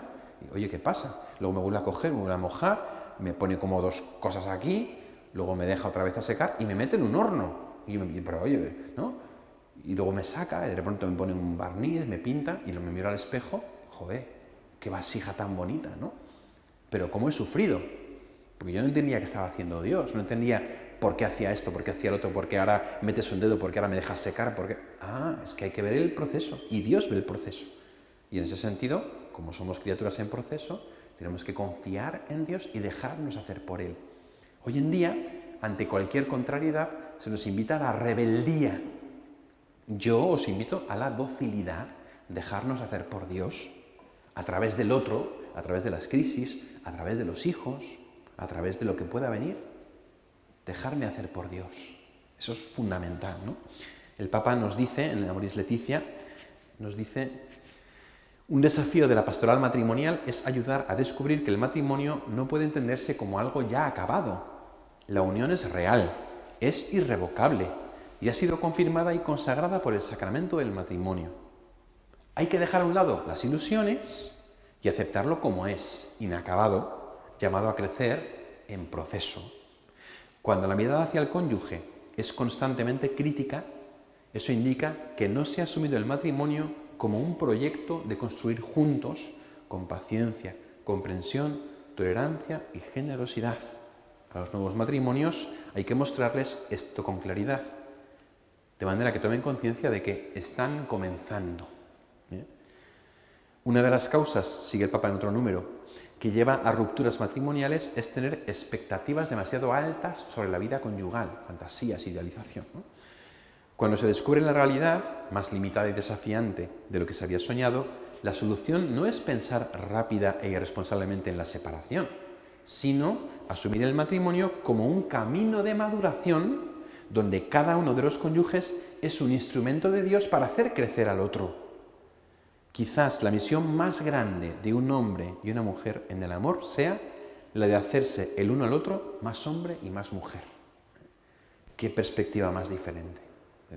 O sea, vendrán las crisis. El matrimonio es una maravilla, pero tengo que a veces matar mis expectativas para poder asumir el presente. En ese sentido, el Papa nos invita a negociar en el matrimonio. Hemos hablado de los principios irrenunciables o innegociables, que hay que poner por escrito, pero puede haber otros principios que son negociables, que sí que podemos hablar, que sí que podemos discutir, que sí que podemos comentar, ¿no?, entre nosotros, ¿no? Y es verdad, es curioso que el Papa habla de la negociación, ¿no? Un poco como, pues vamos a negociar, ¿no? A ver a dónde llegamos. Esa negociación es un entrelazado de recíprocas ofrendas y renuncias. A veces cedes tú, a veces cedo yo, a veces cedemos los dos, ¿no? Hay que ver un poco en esa negociación cuál es ese camino, ¿no? Dice el Papa, en cada nueva etapa de la vida matrimonial hay que sentarse a volver a negociar los acuerdos de manera que no haya ganadores y perdedores, sino que los dos ganen, ¿no? Esto parece muy obvio, pero no lo es. Hace falta una mesa de negociación familiar y de vez en cuando sentarnos a renegociar y a ver cómo estamos, cómo estás tú, cómo estoy yo. Oye, siento que estoy cediendo yo todo el rato en esto, o siento que tú no cedes nada en esto otro, o me siento así, para ver precisamente que esa negociación sea equitativa y que los dos ganemos, ¿no? Los que sabéis un poco más de economía, habéis oído hablar, ¿no?, de la economía win-loss, ¿no?, ganar-perder. Eso es muy típico de España, que es querer negociar de manera que tú pierdas dinero y yo lo gane, ¿no? La mentalidad tiene que ser win-win, ganar-ganar, ¿no?, que hacemos algo en lo que los dos salimos ganando, ¿no? Esta es la mentalidad de matrimonial, no es una competición, es una colaboración, ¿no? En ese sentido, es importante también darme cuenta de que estamos construyendo una casa juntos y cada uno tiene que aportar sus herramientas para que esas crisis no destruyan el matrimonio, sino que lo fortalezcan, ¿no? Recordaréis todos la parábola de Jesús, los que edificaron la casa sobre arena, y los que edificaron la casa sobre roca, que curiosamente es uno de los evangelios que nos propone el ritual de matrimonio, porque construir la casa sobre arena es no construir sobre Cristo, ¿no? Precisamente pensando en esto de la arena y de la roca, ¿no? Que es como muy visual, pero yo pensé, ¿cuál es la diferencia entre la arena y la roca? Pues mirad, la diferencia es que la roca es arena cohesionada. La roca es arena cohesionada, mientras que la arena es una roca deshecha. Entonces, la cohesión, la unión, la unidad que tenemos en Cristo cuando hablamos de las cosas que realmente son importantes es lo que nos permite construir una casa juntos. El Espíritu Santo es el vínculo de amor entre el Padre y el Hijo. El Espíritu Santo es el vínculo de unión entre el esposo y la esposa. Es la cohesión, la roca firme que nos permite permanecer para siempre. ¿Dios nos ama condicionalmente o incondicionalmente? Incondicionalmente. Para siempre, con fuerza, con solidez, apostando por nosotros siempre. Incluso cuando le fallamos, vuelve a perdonarnos. Ese es el modelo del amor. El modelo del amor es Cristo. De hecho, la Escritura dice que esa roca es Cristo, sobre la que hay que edificar la casa es Cristo. ¿Cómo es el amor de Cristo? Yo animo mucho a los matrimonios a que pongan un crucifijo en la habitación, porque el modelo del amor matrimonial es Cristo en la cruz, que se desvive por su esposa en la iglesia, que da la vida, que es capaz de renunciar por su esposa, es capaz de darse, es capaz de darlo todo, ¿no? Eso es muy importante, por tanto, construir una casa juntos. El Papa propone 4 virtudes para poder superar las crisis, ¿no? Que son bastante sencillas, pero que son importantes. La paciencia, todo lo alcanza, ¿no? No querer que el otro cambie rápido, no meter prisa en las crisis del otro, imitar la paciencia que Dios tiene contigo, ¿no? ¿Qué paciencia tiene Dios con nosotros? Pues también estamos llamados a tener esa paciencia con los demás. Acordaos de la parábola que leíamos hace poco en la Escritura de un hombre que le debía a su dueño 10.000 euros y que le iba a meter en la cárcel, pero se ponía a suplicarle, ay, perdóname lo que te debo, que si no... Y el amo compadecido le perdona. Pero luego al salir se encuentra con uno que le debía a él 100 euros. Págame lo que me debes. No, que no puedo, que ten compasión de mí. Y le mete en la cárcel, ¿no? Y entonces el dueño le dice, oye, yo te he perdonado toda tu deuda y tú no has perdonado a este, pues ahora tú a la cárcel también, ¿no? Pues yo muchas veces lo pienso eso con Dios. ¿Qué paciencia tienes tú conmigo, Señor? ¿Cómo me perdonas? Pero luego yo con los demás, qué exigente soy. Pues qué paciencia tienes tú conmigo, que yo imite tu paciencia con mi esposo o con mi esposa, ¿no? La comprensión, dice el Papa también, que es ponerme en el lugar del otro, ¿eh? Comprender significa esto, lo que me ha llamado empatía, ¿no? Que en realidad es ponerme en el lugar del otro para comprender qué le está pasando y mostrarme comunicativo, mostrarme como un descanso para el otro, no como un incordio. Si el otro lo está pasando mal, ¿no? Imagínate, estás en casa y tu esposa llega a casa de mala leche. Y lo primero que te sale es decir, todo el día trabajando y ahora encima llegas aquí y estás aquí. No, párate un momento, ¿qué está pasando por su interior? A lo mejor tienes que preguntarle, cariño, te veo que estás enfadada, ¿qué pasa? ¿Qué ha pasado? ¿No? Entonces, déjale la oportunidad de que se exprese. No seas un incordio, sea un descanso. Ponte en su piel. Si tú llegas a casa, ¿qué te gustaría encontrarte? ¿No? Pues entonces que sea eso lo que se encuentre, ¿no? En tercer lugar, dice el Papa, la tolerancia. Aceptar que el otro puede cometer errores y no juzgarle implacablemente. Aceptar que el otro puede tener puntos de vista diferentes de los míos, ¿no? A veces en el matrimonio hay que tolerar cosas que no son lo ideal, pero que pueden ser un punto de equilibrio momentáneo. Sobre todo en una crisis, hay veces que llegamos a un punto que no es ideal, pero a lo mejor es mejor que nada, como este matrimonio que os he contado, que llega a un punto en el que no tienen relaciones sexuales porque ya tienen un rechazo, ¿no? Y en ese sentido, él lo asume como una situación, obviamente, en transición, no como un punto final. Si él hubiera sido impaciente, se habría cargado el matrimonio. Fue paciente, aun sabiendo que la situación tenía que resolverse de algún modo, ¿no? Esa paciencia es fundamental, ¿no? Esa tolerancia para no juzgar al otro implacablemente. Y luego, por último, el Papa nos dice generosidad, que es la negación de uno mismo para darse al otro, ¿no? de manera que pueda, pues eso, al final entregarme al otro totalmente. Por último, hay que tener en cuenta que hay muchas veces que hay crisis de la historia del pasado que no están superadas y que hay que superar durante el matrimonio, ¿no? Esta imagen es una imagen muy impresionante El contexto es horroroso, porque el contexto en el que se hizo esta escultura es lo peor. Pero en realidad son, ¿no?, un hombre y una mujer de espaldas, abatidos, mirando para un lado, pero el niño interior y la niña interior, ¿no?, intentando como conectar entre sí. Esta imagen me gustó mucho porque yo esto lo he visto en muchas parejas, que en el fondo estaban a gritos y a golpes, entre comillas, pero en el fondo cada niño o niña interior de cada uno de ellos lo que necesitaba era comprensión.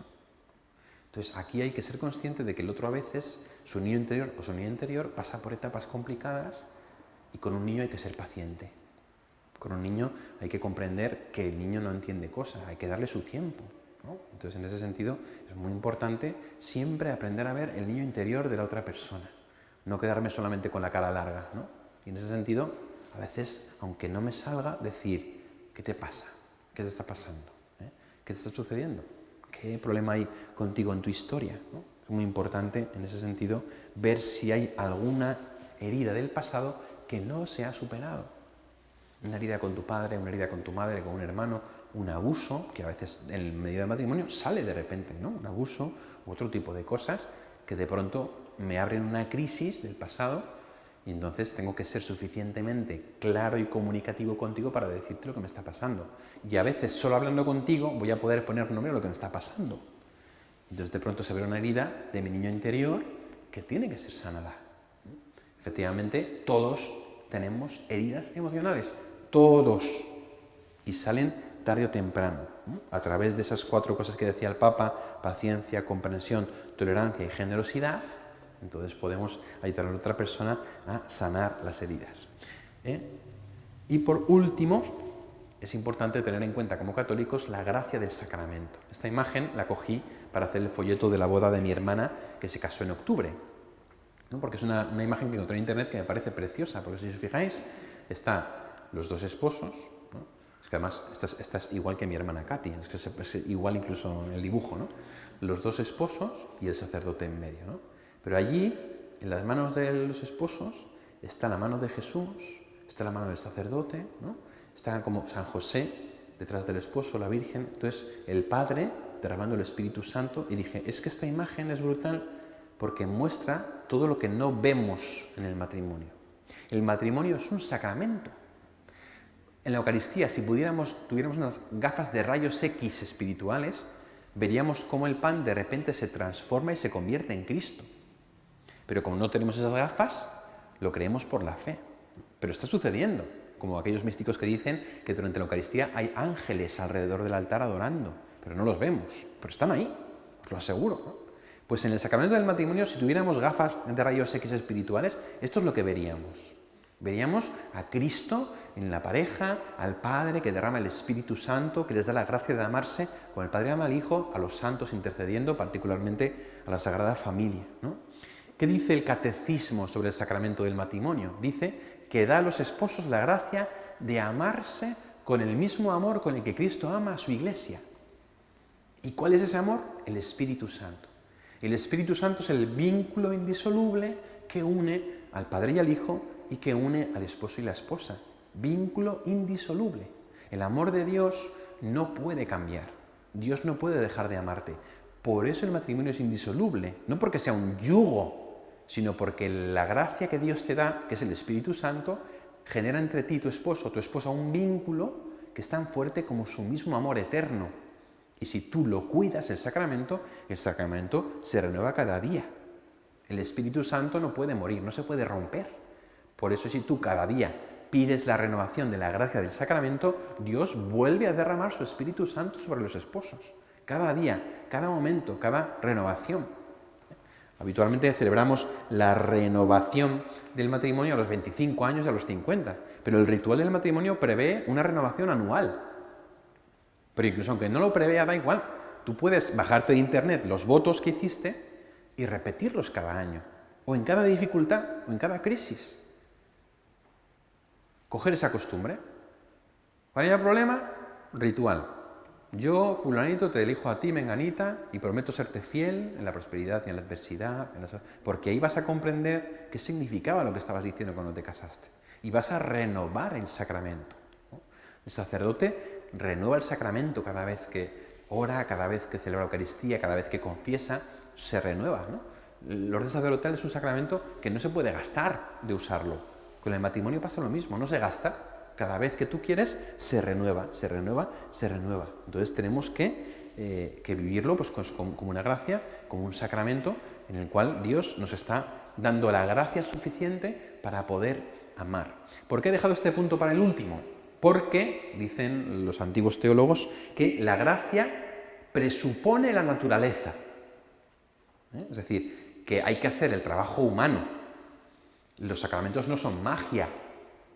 Hay veces que yo conozco parejas que han tenido una crisis muy gorda, que han dicho, pues vamos a casarnos para que Dios lo solucione. No, no funciona así, ¿no? La gracia presupone la naturaleza. Entonces hay que currarse los principios irrenunciables, las conversaciones, las crisis emocionales no resueltas, el número de hijos que vamos a tener, las pautas de resolución de conflictos, todo lo que hemos hablado en esta charla, hay que currárselo y entonces ofrecerle a Dios una humanidad en la cual Él pueda derramar su Espíritu Santo, ¿no? La gracia, dice el adagio, presupone la naturaleza, la eleva y la purifica.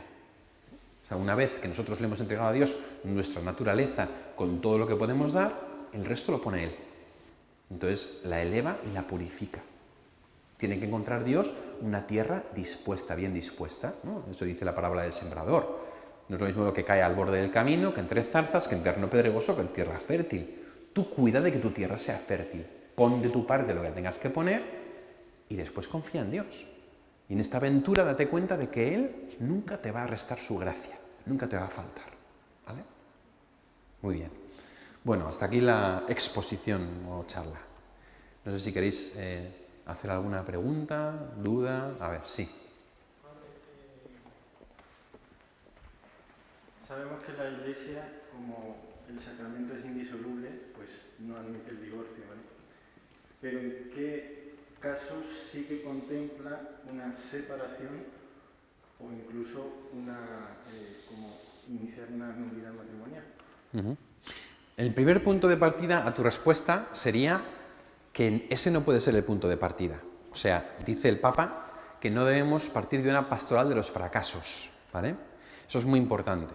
Lo digo porque la pregunta tiene su lugar, pero no podemos partir de eso tampoco nosotros. En plan, bueno, me caso, pero a ver qué tengo que hacer si luego va mal. No, lo ideal es que tú hagas bien el proceso del noviazgo para que no haga falta eso. Ciertamente el Catecismo de la Iglesia Católica nos dice que puede haber ocasiones en que el mejor modo de resolucionar un conflicto sea una separación temporal. El Catecismo, cuando habla de la separación, la contempla como una solución temporal, hasta que pueda solucionarse el problema. A veces no hay modo de solucionar el problema y la separación tiene que ser total. Os pongo un ejemplo si queréis. Si el hombre es alcohólico, se vuelve alcohólico, ¿no? Entonces se vuelve violento, pues a lo mejor la mujer tiene que separarse y marcharse de casa hasta que él haga el proceso de dejar el alcohol, volverse sobrio y entonces puede volver a casa, ¿no? Pues sí, a veces es recomendable. Si, por ejemplo, eres un maltratador que pone en peligro la vida de su mujer, ella tiene que separarse, tiene que irse de casa, ¿no? Y a lo mejor no puede volver nunca, ¿vale? Entonces hay situaciones en las cuales la separación no solo es permisible, sino recomendable. La nulidad tiene que ver precisamente con ese momento del matrimonio en el cual a lo mejor hay alguna característica que hacía que mi matrimonio no fuese real. ¿Qué significa esto? Que para casarse no basta con irme delante del cura y repetir los votos, sino que realmente tengo que conocer lo suficiente a la otra persona, tengo que haber alcanzado la madurez suficiente, tengo que creer en la indisolubilidad del matrimonio, en la fidelidad, en la apertura a la vida, tengo que no haber ocultado a la otra persona algo que pueda perturbar gravemente la vida conyugal y una serie de cosas que son lo que hace que el matrimonio sea maduro, sea real. La gracia presupone la naturaleza. Si yo me caso pero no creo en la indisolubilidad, entonces estoy ocultando algo a mi futuro esposo o esposa y no estoy queriendo el matrimonio como Dios lo quiere. Si yo me caso pero pienso que no voy a ser fiel, entonces quiere decir que en el fondo yo no acepto el matrimonio como lo que es. O si yo no he alcanzado la madurez suficiente para decir sí a todo, entonces no puedo decir sí a todo. La nulidad tiene que ver con eso, con que en el momento de casarte puede haber alguna cosa que haga nulo el matrimonio. No es que la Iglesia lo anule, esta es mi gran pelea con todo el mundo. No, la Iglesia anula, no, la Iglesia no anula un matrimonio. No se puede anular un matrimonio. La Iglesia puede investigar un matrimonio y ver que de hecho era nulo. Yo tengo 2 hermanas que tienen la nulidad matrimonial, ¿no? Y en mi casa siempre lo mismo, ¿no? Cuando anularon, no anularon nada. Es que Susi nunca estuvo casada con Diego, porque había una inmadurez en los dos que les hacía imposible ser conscientes de la decisión que estaban tomando, y esa madurez nunca se sanó. Entonces el matrimonio se rompió, la Iglesia investigó pericial con psicología y con preguntas y vieron que no había una madurez suficiente, y entonces el matrimonio fue declarado nulo, ¿vale? Es decir, no es que se anule, ¿vale? Entonces, aquí lo importante es que tú hagas bien el noviazgo, que hables lo que tienes que hablar, que establezcas los principios irrenunciables, que veas si realmente eres maduro, y entonces tu matrimonio irá bien, tendrá éxito. Hoy en día no tenemos que enfocarnos en una pastoral de los fracasos, en una pastoral de si me sale mal, ¿cómo hago la nulidad? Sino de no, voy a currármelo para que me salga bien. Y si tú en el noviazgo lo haces bien, hablas de lo que tienes que hablar, tratas lo que tienes que tratar, saldrá bien. Tendrás éxito. Por eso la pregunta está bien, pero no hay que plantearse, como dice el Papa, rápidamente la separación, el divorcio, la nulidad, sino que hay que hacer un buen noviazgo.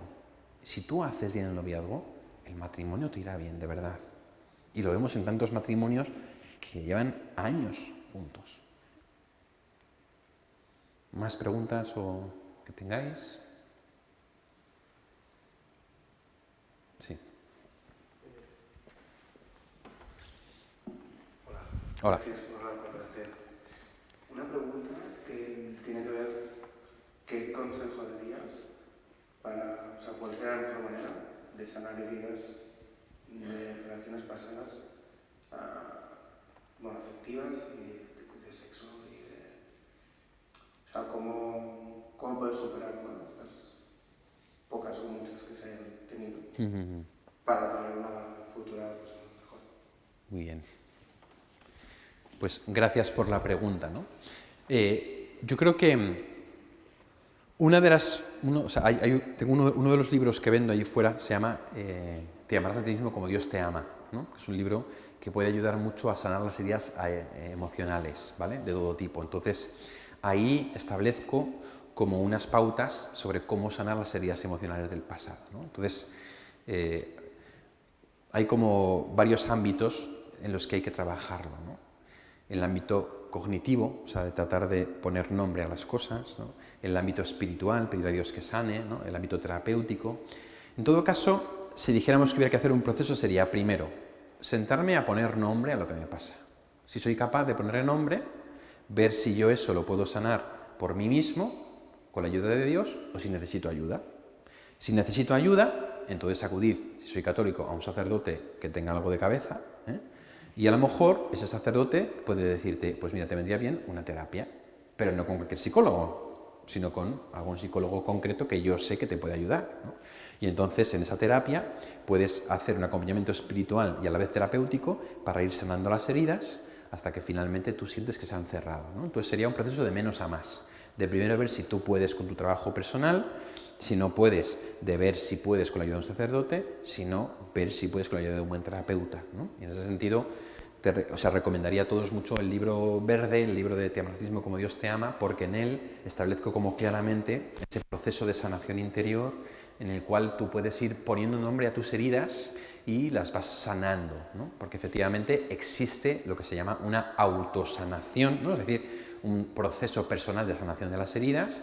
Hay muchas heridas que uno puede sanar por sí mismo, hay otras que puede sanar con ayuda de amigos o sacerdotes, hay otras que necesitan de un psicólogo, y eso no pasa absolutamente nada. Es así, es la vida, ¿eh? Todavía en la iglesia yo me sorprendo encontrarme con gente que es un poco antipsicólogo. No, si ya tengo locura. Bueno, no, pero es que hay psicólogos buenos que tienen herramientas terapéuticas para trabajar ciertas cosas. Y si tú, por ejemplo, tienes una herida intrauterina, o sea, una herida de dentro del útero de tu madre, o una herida emocional de un abuso, por ejemplo, que tienes como bloqueado, pues el sacerdote, salvo que tenga un carisma muy fuerte, espiritual me refiero, no, pues eso te lo va a sacar un psicólogo, una psicóloga, por ejemplo, ¿no? Es decir, en ese sentido es importante el tema de hacer bien el proceso y de buscar ayuda cuando hace falta, ¿no? Porque bien que busquemos ayuda cuando no sabemos solucionar un problema de matemáticas o cuando nos perdemos con el coche o lo que sea, ¿no? Esta mañana cuando me trae mi hermana aquí a Barcelona, no encontrábamos la calle Balmes, pues ponle GPS, normal, ¿no? No me va a decir, no, lo voy a encontrar por mis narices, ¿no? Y al final acabamos en Badalona, ¿no? Pues, o sea, vamos a poner aquí, ¿no? Pues buscas ayuda, ¿no? Para el tema de las heridas sexuales, el libro Virginidad 2.0 establece precisamente un itinerario de sanación de las heridas sexuales del corazón para poder recuperar una segunda virginidad y hacer un pacto de segunda virginidad para poder entregarme plenamente a la persona a la que me quiero entregar, ¿no? Entonces, si no sois de libros, el consejo es, coge papel y boli, escribe, pon nombre a lo que te está pasando, ¿no? A tus sentimientos, a tus pensamientos asociados a los sentimientos. Mira a ver si hay alguna circunstancia, situación de tu vida que te haya desencadenado esos sentimientos. Si llegas a algo, trata de ponerle nombre y trata de ver si has comprendido mal las cosas y tienes que resituar algo. Si por ti mismo no puedes, pide ayuda o a un buen amigo o a un sacerdote y a lo mejor en un momento dado que él te derive a un buen psicólogo, preferiblemente católico, para que te pueda ayudar a sacar las cosas, ¿no? Lo de los psicólogos lo digo porque el 90% de los que estudian psicología lo hacen para aclararse ellos, porque los pobres están hechos un lío. Entonces hay que buscar un psicólogo bueno, eso es muy importante, porque hay mucho psicólogo por ahí de coña, ¿no? Entonces, pero no hay que tener miedo a esto. Es decir, hay muchas personas en dirección espiritual que en un momento dado les acabo ofreciendo a una psicóloga, o un par de psicólogas que conozco que son muy buenas católicas, para que les ayuden con cierto tema mejor en concreto, ¿no? Sobre todo dos psicólogas que yo sé que no son de las que alargan la terapia todo el tiempo que pueden para sacar la pasta, sino que van al meollo, ¿no? Por ejemplo. Entonces, eso es importante, ¿vale? Sí. ¿Cómo ayuda la Iglesia a los convivientes que tienen años viviendo como un matrimonio, pero nunca han querido dar ese paso adicional? Sí, eso me recuerda una vez que estaba en República Dominicana y entonces me encontré con un señor de 60 años, 70 años. Voy a poner el abrigo porque hace frío, ¿eh? La verdad es que podría haber puesto la calefacción. Me encontré con un hombre de 70 años que estaba con una mujer haitiana de 50. Decía, yo tengo con ella ya 35 años, tenemos 5 hijos y yo creo que es la mujer de mi vida. Yo, bueno, bien, buen trabajo. Pues mira, una de las cosas precisamente es que actualmente nos podemos encontrar como sacerdotes, por ejemplo, con padres de niños de comunión que no están casados. Es algo bastante común, ¿no? A veces no están casados porque no se han querido casar o a veces porque no se pueden casar, ¿no? Entonces, en ese acompañamiento personal, tú tienes que ir poco a poco ayudándoles a comprender que Dios quiere algo de ellos. Entonces, hay que ver cada caso. Yo, por ejemplo, con la gente de Iberoamérica, me encanta porque puedo ser muy claro. Les puedo decir las cosas claramente. Yo recuerdo una vez que estaban una pareja iberoamericana y tenían un hijo en catequesis, ¿no? Y el padrecito, nosotros podemos comulgar el día de la comunión. ¿Están ustedes casados? No. Digo, pues entonces tienen que casarse para poder comulgar. Ah, padre, pero ¿cómo no vamos a casar? Entonces, no podemos, si falta un mes para la primera comunión. Digo, pero pues no pasa nada. Ustedes no tengan relaciones sexuales y entonces pueden comulgar, hasta que se casen, ¿no? Entonces me decía él, ay padre, pero es que eso es muy difícil, ¿no? Bueno, sí, pero yo soy claro. Mira, si quieres comulgar, perfecto. Confiésate, no tengas relaciones sexuales hasta que te cases y comulgas, y luego te casas. O sea, hay que decir la verdad, no hay que edulcorar las cosas. Oh, es que bueno, no sé qué, tal. No, lo que me gusta de la gente de Latinoamérica es que le puedes decir las cosas y te lo van a coger y a lo mejor te mandan a la porra, pero te lo van a coger, ¿no? Aquí en Europa nos hemos vuelto tan eco-friendly, ¿no? Que es como en plan, no, bueno, en realidad, si no sé qué. No, pues no. O sea, mira, si tú no estás en comunión con la Iglesia, no puedes comulgar con la Iglesia. Es como lo mismo, ¿no? Entonces, lo primero que tiene que hacer la Iglesia es poner en verdad a la gente. En segundo lugar, lo que decía San Juan Pablo II, si tú estás con una pareja con la que no estás casada y no te puedes casar con esa persona, tú puedes participar de la Eucaristía sin comulgar, tú debes rezar, tú puedes hacer tus ejercicios espirituales, tú puedes hacer el proceso de nulidad matrimonial para ver si tu matrimonio es nulo, ¿no? Es decir, no vale con decir, ya está, me he divorciado, me vuelvo a casar y entonces hago como que no ha pasado nada. No, hay que poner las cosas en verdad ante Dios, ¿no? Entonces, el cuidado pastoral que la Iglesia tiene respecto a las personas que no están casadas es este. A las que no están casadas les anima a casarse y les acompaña para que se casen. A las que están divorciadas les anima a que participen de la vida de la Iglesia en la medida que pueden participar y a que regularicen su situación.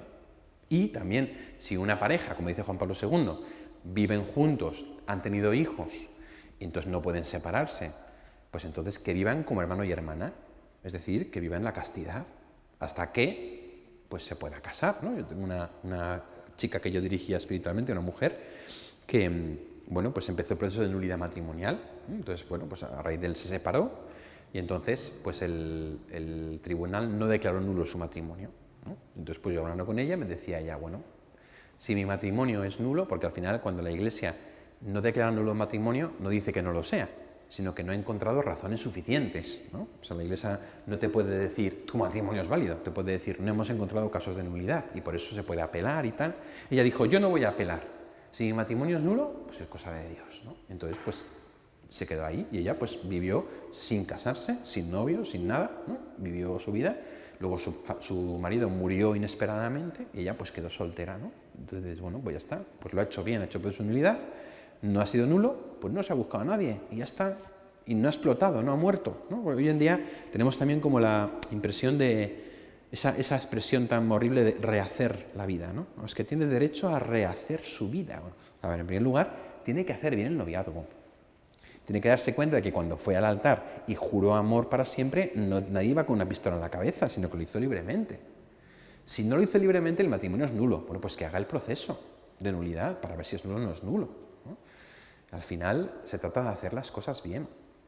Es lo que decíamos al principio, el amor no es un sentimiento, es una decisión.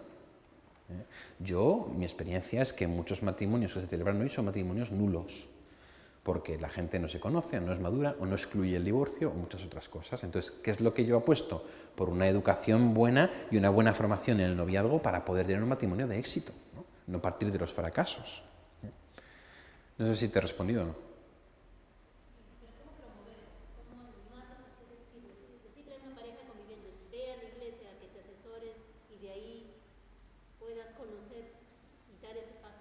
Eso lo tienes que hacer tú. O sea, eso no lo puede hacer el cura. Yo no conozco parejas de mi barrio que convivan y que no vayan a misa. No las conozco. Entonces, ¿quién puede invitarles? Pues tú, ¿no? Tú tienes que evangelizar a la gente que conoces. Y entonces le puedes decir, oye, pues mira, ¿por qué no te acercas a la parroquia? Hablas con el sacerdote como majo, o por una expresión. O sea, es decir, esa evangelización la tienes que hacer tú, ¿no? Aquí el problema está en pensar que la Iglesia somos los curas. No, la Iglesia aquí somos todos. Y en ese sentido, ¿a quién evangeliza esa pareja que no está casada? Tú. Y a lo mejor, si conoces una pareja que no está casada porque no es muy creyente, lo primero que tienes que hacer no es convencerles para que se casen, sino invitarles a EFETA, a Emmaús, a cursillos de cristiandad, a cenas alfa, ejercicios espirituales o una experiencia que le pueda ayudar a convertirse. Porque yo también conozco gente, ¿no? Bueno, hablo sobre todo a jóvenes. ¿Y cómo convenzo a mis amigos de que no se acuesten con sus novias? No, si tú no tienes que convencerles de eso, tú llévales a Cristo, que luego ya Cristo les convencerá de lo demás, ¿no? Porque a veces pensamos que la moral es lo más importante, no, la moral es consecuencia de. Entonces tú llévale a Cristo y Cristo le llevará a la verdad, ¿no? Entonces, si tienes alguna pareja conocida que están viviendo en pecado, ¿no? Pues tú ayúdales a que consideren su situación y a que se encuentren con Cristo, a que se acerquen a la parroquia, pero al final el proceso lo hace cada uno, ¿vale? ¿Alguna pregunta? Sí.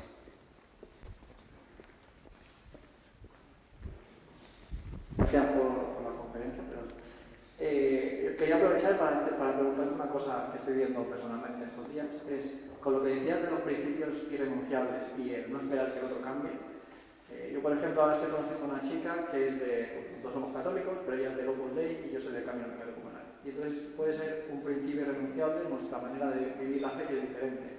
Entonces estamos en ese dilema de, ¿tiene sentido si decidiéramos tirar adelante que viviéramos la fe de manera separada o los dos en un mismo movimiento? Estamos en esa discusión y no sabemos.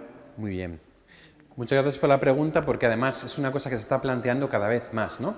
Gracias a Dios hay muchas personas que están en movimientos eclesiales y que tienen distintas sensibilidades, y esto plantea no pocas dificultades. Por ejemplo, el camino neocatecumenal tiene una forma muy específica de vivir la fe, que es con tu comunidad, con la que das tus pasos, que es con la Eucaristía los sábados por la tarde, con los secos, con el secreto de arcano, que no puedes contar nada de lo que sucede ahí, ¿no?, en esa comunidad, etc. Y el camino neocatecumenal se estructura y se basa en la comunidad, ¿no? Entonces, si tu pareja accede a ir a la comunidad contigo, se acabó el problema, ¿no? Si ella no se siente llamada a la comunidad neocatecumenal, entonces, ¿qué hacemos?, ¿no? ¿Qué es más importante para mí? Pues ahí un poco lo que yo he aconsejado a las parejas es, date cuenta de que cuando tú te casas, tu comunidad de referencia, ¿cuál es? Es tu matrimonio. Cuando tú casas, tu comunidad de referencia deja de ser tu parroquia, deja de ser tu comunidad del camino, deja de ser tu familia de origen, y tu comunidad pasa a ser tu matrimonio. Entonces, uno tiene que ver si realmente tengo vocación a casarme contigo. Porque si para ti, ¿no?, para ella, es irrenunciable no participar del camino por nuestra espiritualidad, pero vemos que nuestra vocación es estar juntos, eso quiere decir que mi comunidad eres tú. Entonces, a lo mejor tenemos que acceder a que yo vaya a mi comunidad los sábados por la tarde y tú vayas a misa los domingos por la mañana. Bueno, pero es que nosotros como católicos no concebimos el vivir la fe separadamente, pues es un principio irrenunciable, no podéis estar juntos, ¿no? Es decir, a veces el principio irrenunciable es algo que no es claro a la primera, hay que pensarlo, hay que darle una vuelta y hay que pensarlo bien, ¿no? Porque en concreto eso sucede específicamente con el camino neocatecumenal, porque es verdad que es una conciencia de comunidad muy fuerte que ha salvado la vida a muchas personas espiritualmente y que para muchas personas se puede convertir en algo que realmente es irrenunciable. En ese sentido hay que hacer un buen discernimiento, no valen fórmulas predeterminadas, ¿no? Tú tienes que ver si realmente para ella es un principio irrenunciable no participar del camino, porque, por ejemplo, no concibe comulgar en la mano, por ejemplo, ¿no?, o no concibe no arrodillarse en la consagración, por ejemplo, ¿no? Entonces, para ella eso es irrenunciable y para ti es irrenunciable el camino, pues entonces no os podéis casar. Ahora, habrá que renegociar las cosas y ver realmente, sobre todo eso, en concreto a los del camino les digo, tu comunidad es tu familia, ¿no? Tu comunidad es tu familia. Y de hecho, cuando te vas de itinerante, tú te vas de tu comunidad, vas a otro sitio. Donde si hay comunidad participas, pero si no hay comunidad, ¿cuál es tu comunidad? Tu familia, ¿no? Entonces hay que tener en cuenta que cuando uno es del camino, tu comunidad va a ser tu familia. Y si en algún momento entras en conflicto tu comunidad con tu familia es lo primero. Salvo que la esposa te hiciera elegir entre Dios y ella, ¿no?, que es un caso extremo, ¿no? Entonces, en ese sentido, hace falta un poquito en el camino de flexibilidad a la hora del tema de las parejas, porque en muchas comunidades del camino se dice busca una mujer que sea del camino, porque si no vas a sufrir mucho, ¿no? Se lo dicen muchísimo. Bueno, mira, pues no. O sea, Dios te puede llamar a casarte con cualquier persona, incluso con un ateo o con una atea, porque la propia Iglesia admite, ¿no?, el matrimonio entre un bautizado y un no bautizado. Entonces, en ese sentido, los del camino lo hacen con muy buena intención, pero yo ahí creo que hay una llamada a una maduración dentro de las comunidades, ¿no? De decir, mira, no puede ser que yo te diga, cásate con alguien del camino porque si no vas a sufrir mucho, sino más bien que el camino sea un instrumento para tu felicidad personal. Entonces, tu pregunta fundamental tiene que ser, Dios mío, ¿qué quieres de mí? ¿No? ¿Quieres que esté con esta chica o que no esté con esta chica? ¿Es la mujer de mi vida o no es la mujer de mi vida? Entonces, estás conociendo a la chica, o sea, habéis empezado hace poco, entonces no te precipites. Sigue conociéndola, seguid quedando, sigue yendo a tu comunidad, que ella siga yendo a su círculo y poco a poco iréis avanzando. Y entonces en la relación iréis viendo si realmente Dios os llama a estar juntos y entonces a lo mejor tú tienes que decir, vale, pues mi comunidad tendrá que dejar de ser mi comunidad del camino. Y a lo mejor tengo que empezar a ir a misa los sábados por la tarde y los domingos con mi mujer. Y ya está, ¿sabes? No es incompatible en sí. Y ahí yo creo que el camino tiene que hacer una pequeña evolución de una cierta apertura, ¿vale? Yo creo que eso es muy importante porque se hace con buena intención, pero genera no pocos malentendidos, ¿eh? Yo tengo un amigo que es del camino, que el camino le ha salvado la vida, que está que está casado ya con una mujer. Ella, por ejemplo, pues sí le acompaña a la Eucaristía, pero ya no está caminando. Le dejan ir a la Eucaristía y ya está, bueno, pero no pasa nada. ¿Sabes lo que te digo? No les influyes. Al final, la cuestión clave es que nadie te haga elegir entre su movimiento o tu vocación. Eso no puedes permitirlo. No puedes permitir que ningún catequista te diga o eliges a tu comunidad o eliges a tu esposa. No, eso te lo tiene que decir Dios. Y eso me vale para cualquier movimiento. ¿Vale? Pero despacito, ¿vale? Poco a poco, poco a poco. Recuerda que el camino en realidad es un camino. Que a lo mejor es el camino que Dios ha querido para ti, pero no necesariamente tiene que ser el que quiera para tu esposa o para tus hijos, ¿vale? Sí. No te oigo. ¿Usted cree que Dios tiene solamente una persona predeterminada para ser el cónyuge o puede haber, o nos deja libertad para elegir? Vale, esta pregunta es muy buena. Nos ha dicho si Dios tiene una persona predeterminada como cónyuge para ti, ¿no? O si es algo que se puede elegir. Mirad, esta pregunta es fundamental, ¿vale? Fundamental. Dios no tiene una persona predeterminada para ti. ¿Cómo? Pero si a mí siempre me han dicho, no, el hombre, la mujer de tu vida, que Dios... No. Dios nunca impone nada, jamás. Dios llama. Es una vocación, ¿no? Vamos a ponernos en una situación. Te sale la oportunidad de irte de Erasmus a Londres, pero tú decides, porque sí, irte a Milán. Y resulta que el hombre de tu vida estaba en Londres. Vaya, ya se te ha pasado la ocasión, ya infeliz para siempre. Es absurdo, ¿no?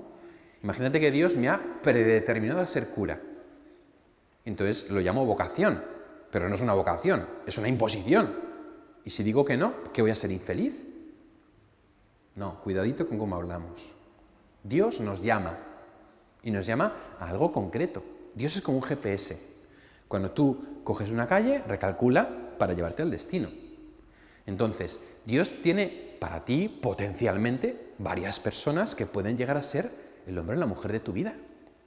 Y según tú vayas eligiendo y la otra persona vaya eligiendo, vuestros caminos irán confluyendo, y si luego, cuando os encontréis, hacéis las cosas bien, entonces Dios os llamará al matrimonio, en concreto, con esa persona concreta en ese momento concreto, ¿vale?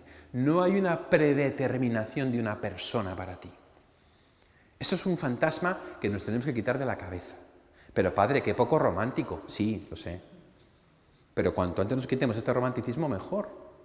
Porque si no, concebimos la vida como si fuese buscar una aguja en un pajar. Lo que tengo que encontrar, la mujer de mi vida, ¿no? ¿Dónde está? ¿Dónde está? Perdón. ¿Y si está aquí? ¿Y si no? No, tú tranquilo, tú déjate guiar por Dios, que Dios va a poner tu camino y su camino para que al final coincidan, confluyan, y a lo mejor imagínate que estáis juntos y la cagas, metes la pata, le ponen los cuernos, y entonces ella no te perdona y entonces os separáis. Dios recalcula, y entonces tranquilo que pondrá a otra persona en tu camino para que tú puedas ser feliz con esa persona. Dios es inmensamente creativo, Dios es maravilloso. Dios hace que las cosas sucedan, porque en el fondo, si Dios tuviera predeterminada una persona para ti, tú no la elegirías, no serías libre, ¿no? Llegarías al altar y dirías, yo, fulanito, he detectado, ¿no?, espiritualmente con una certeza del 100%, que tú eres la persona que Dios diseñó, ¿no? No, claro, tú eliges, es que esa es la movida, que eliges al otro, eliges amar al otro, eliges. Y en esa elección hay un grado de certeza que te lleva al punto de querer dar el salto, ¿vale? Pero no podemos delegar en Dios nuestra responsabilidad. No. Dios ha pensado en ti desde toda la eternidad, pero no en el sentido de que Dios te ha predeterminado, sino en el sentido de que Dios está fuera del tiempo. Entonces Dios lo ve todo como un eterno presente, pero tus elecciones determinan tu vida. Entonces, cuando tú tienes a Dios en tu vida, tú puedes adquirir un grado de certeza suficiente para darte cuenta de que con esa persona puedes construir un futuro, puedes construir una familia y Dios te va a dar la gracia que necesitas para poder hacer las cosas y llevarlas adelante. Pero no puedes pensarte como una máquina predeterminada de Dios, que tiene que encontrar como un imán su media, ¿no?, naranja. Es que las expresiones nos traicionan. Ni media naranja, no. Dice un amigo mío, naranja entera. Y si puede ser naranja y piña. Claro, que así está más rico todo, ¿no? O sea, hay que quitarse de la cabeza esas concepciones un poco predeterministas que, por desgracia, somos los propios curas los que a veces hemos metido, ¿eh? ¿Vale? Entonces, ¿esto le quita romanticismo a la cosa? Si lo queréis ver de algún modo, sí, pero lo que no resta es libertad, ni a Dios ni a la persona. ¿Vale? ¿Alguna pregunta más tenéis? Bueno, pues muchas gracias. A la salida he traído algunos libros, como yo los compro con descuento, los vendo con descuento. O sea, los traigo no porque yo saque dinero de los libros, porque yo he renunciado a mi parte económica de todos los libros, es porque es mi movida, pero lo hago porque si lo queréis comprar, porque luego si vais a Amazon o a Trova o lo que sea, veréis que lo venden más barato que como lo vendemos aquí. Entonces, si queréis haceros con ello, pues genial, ¿vale?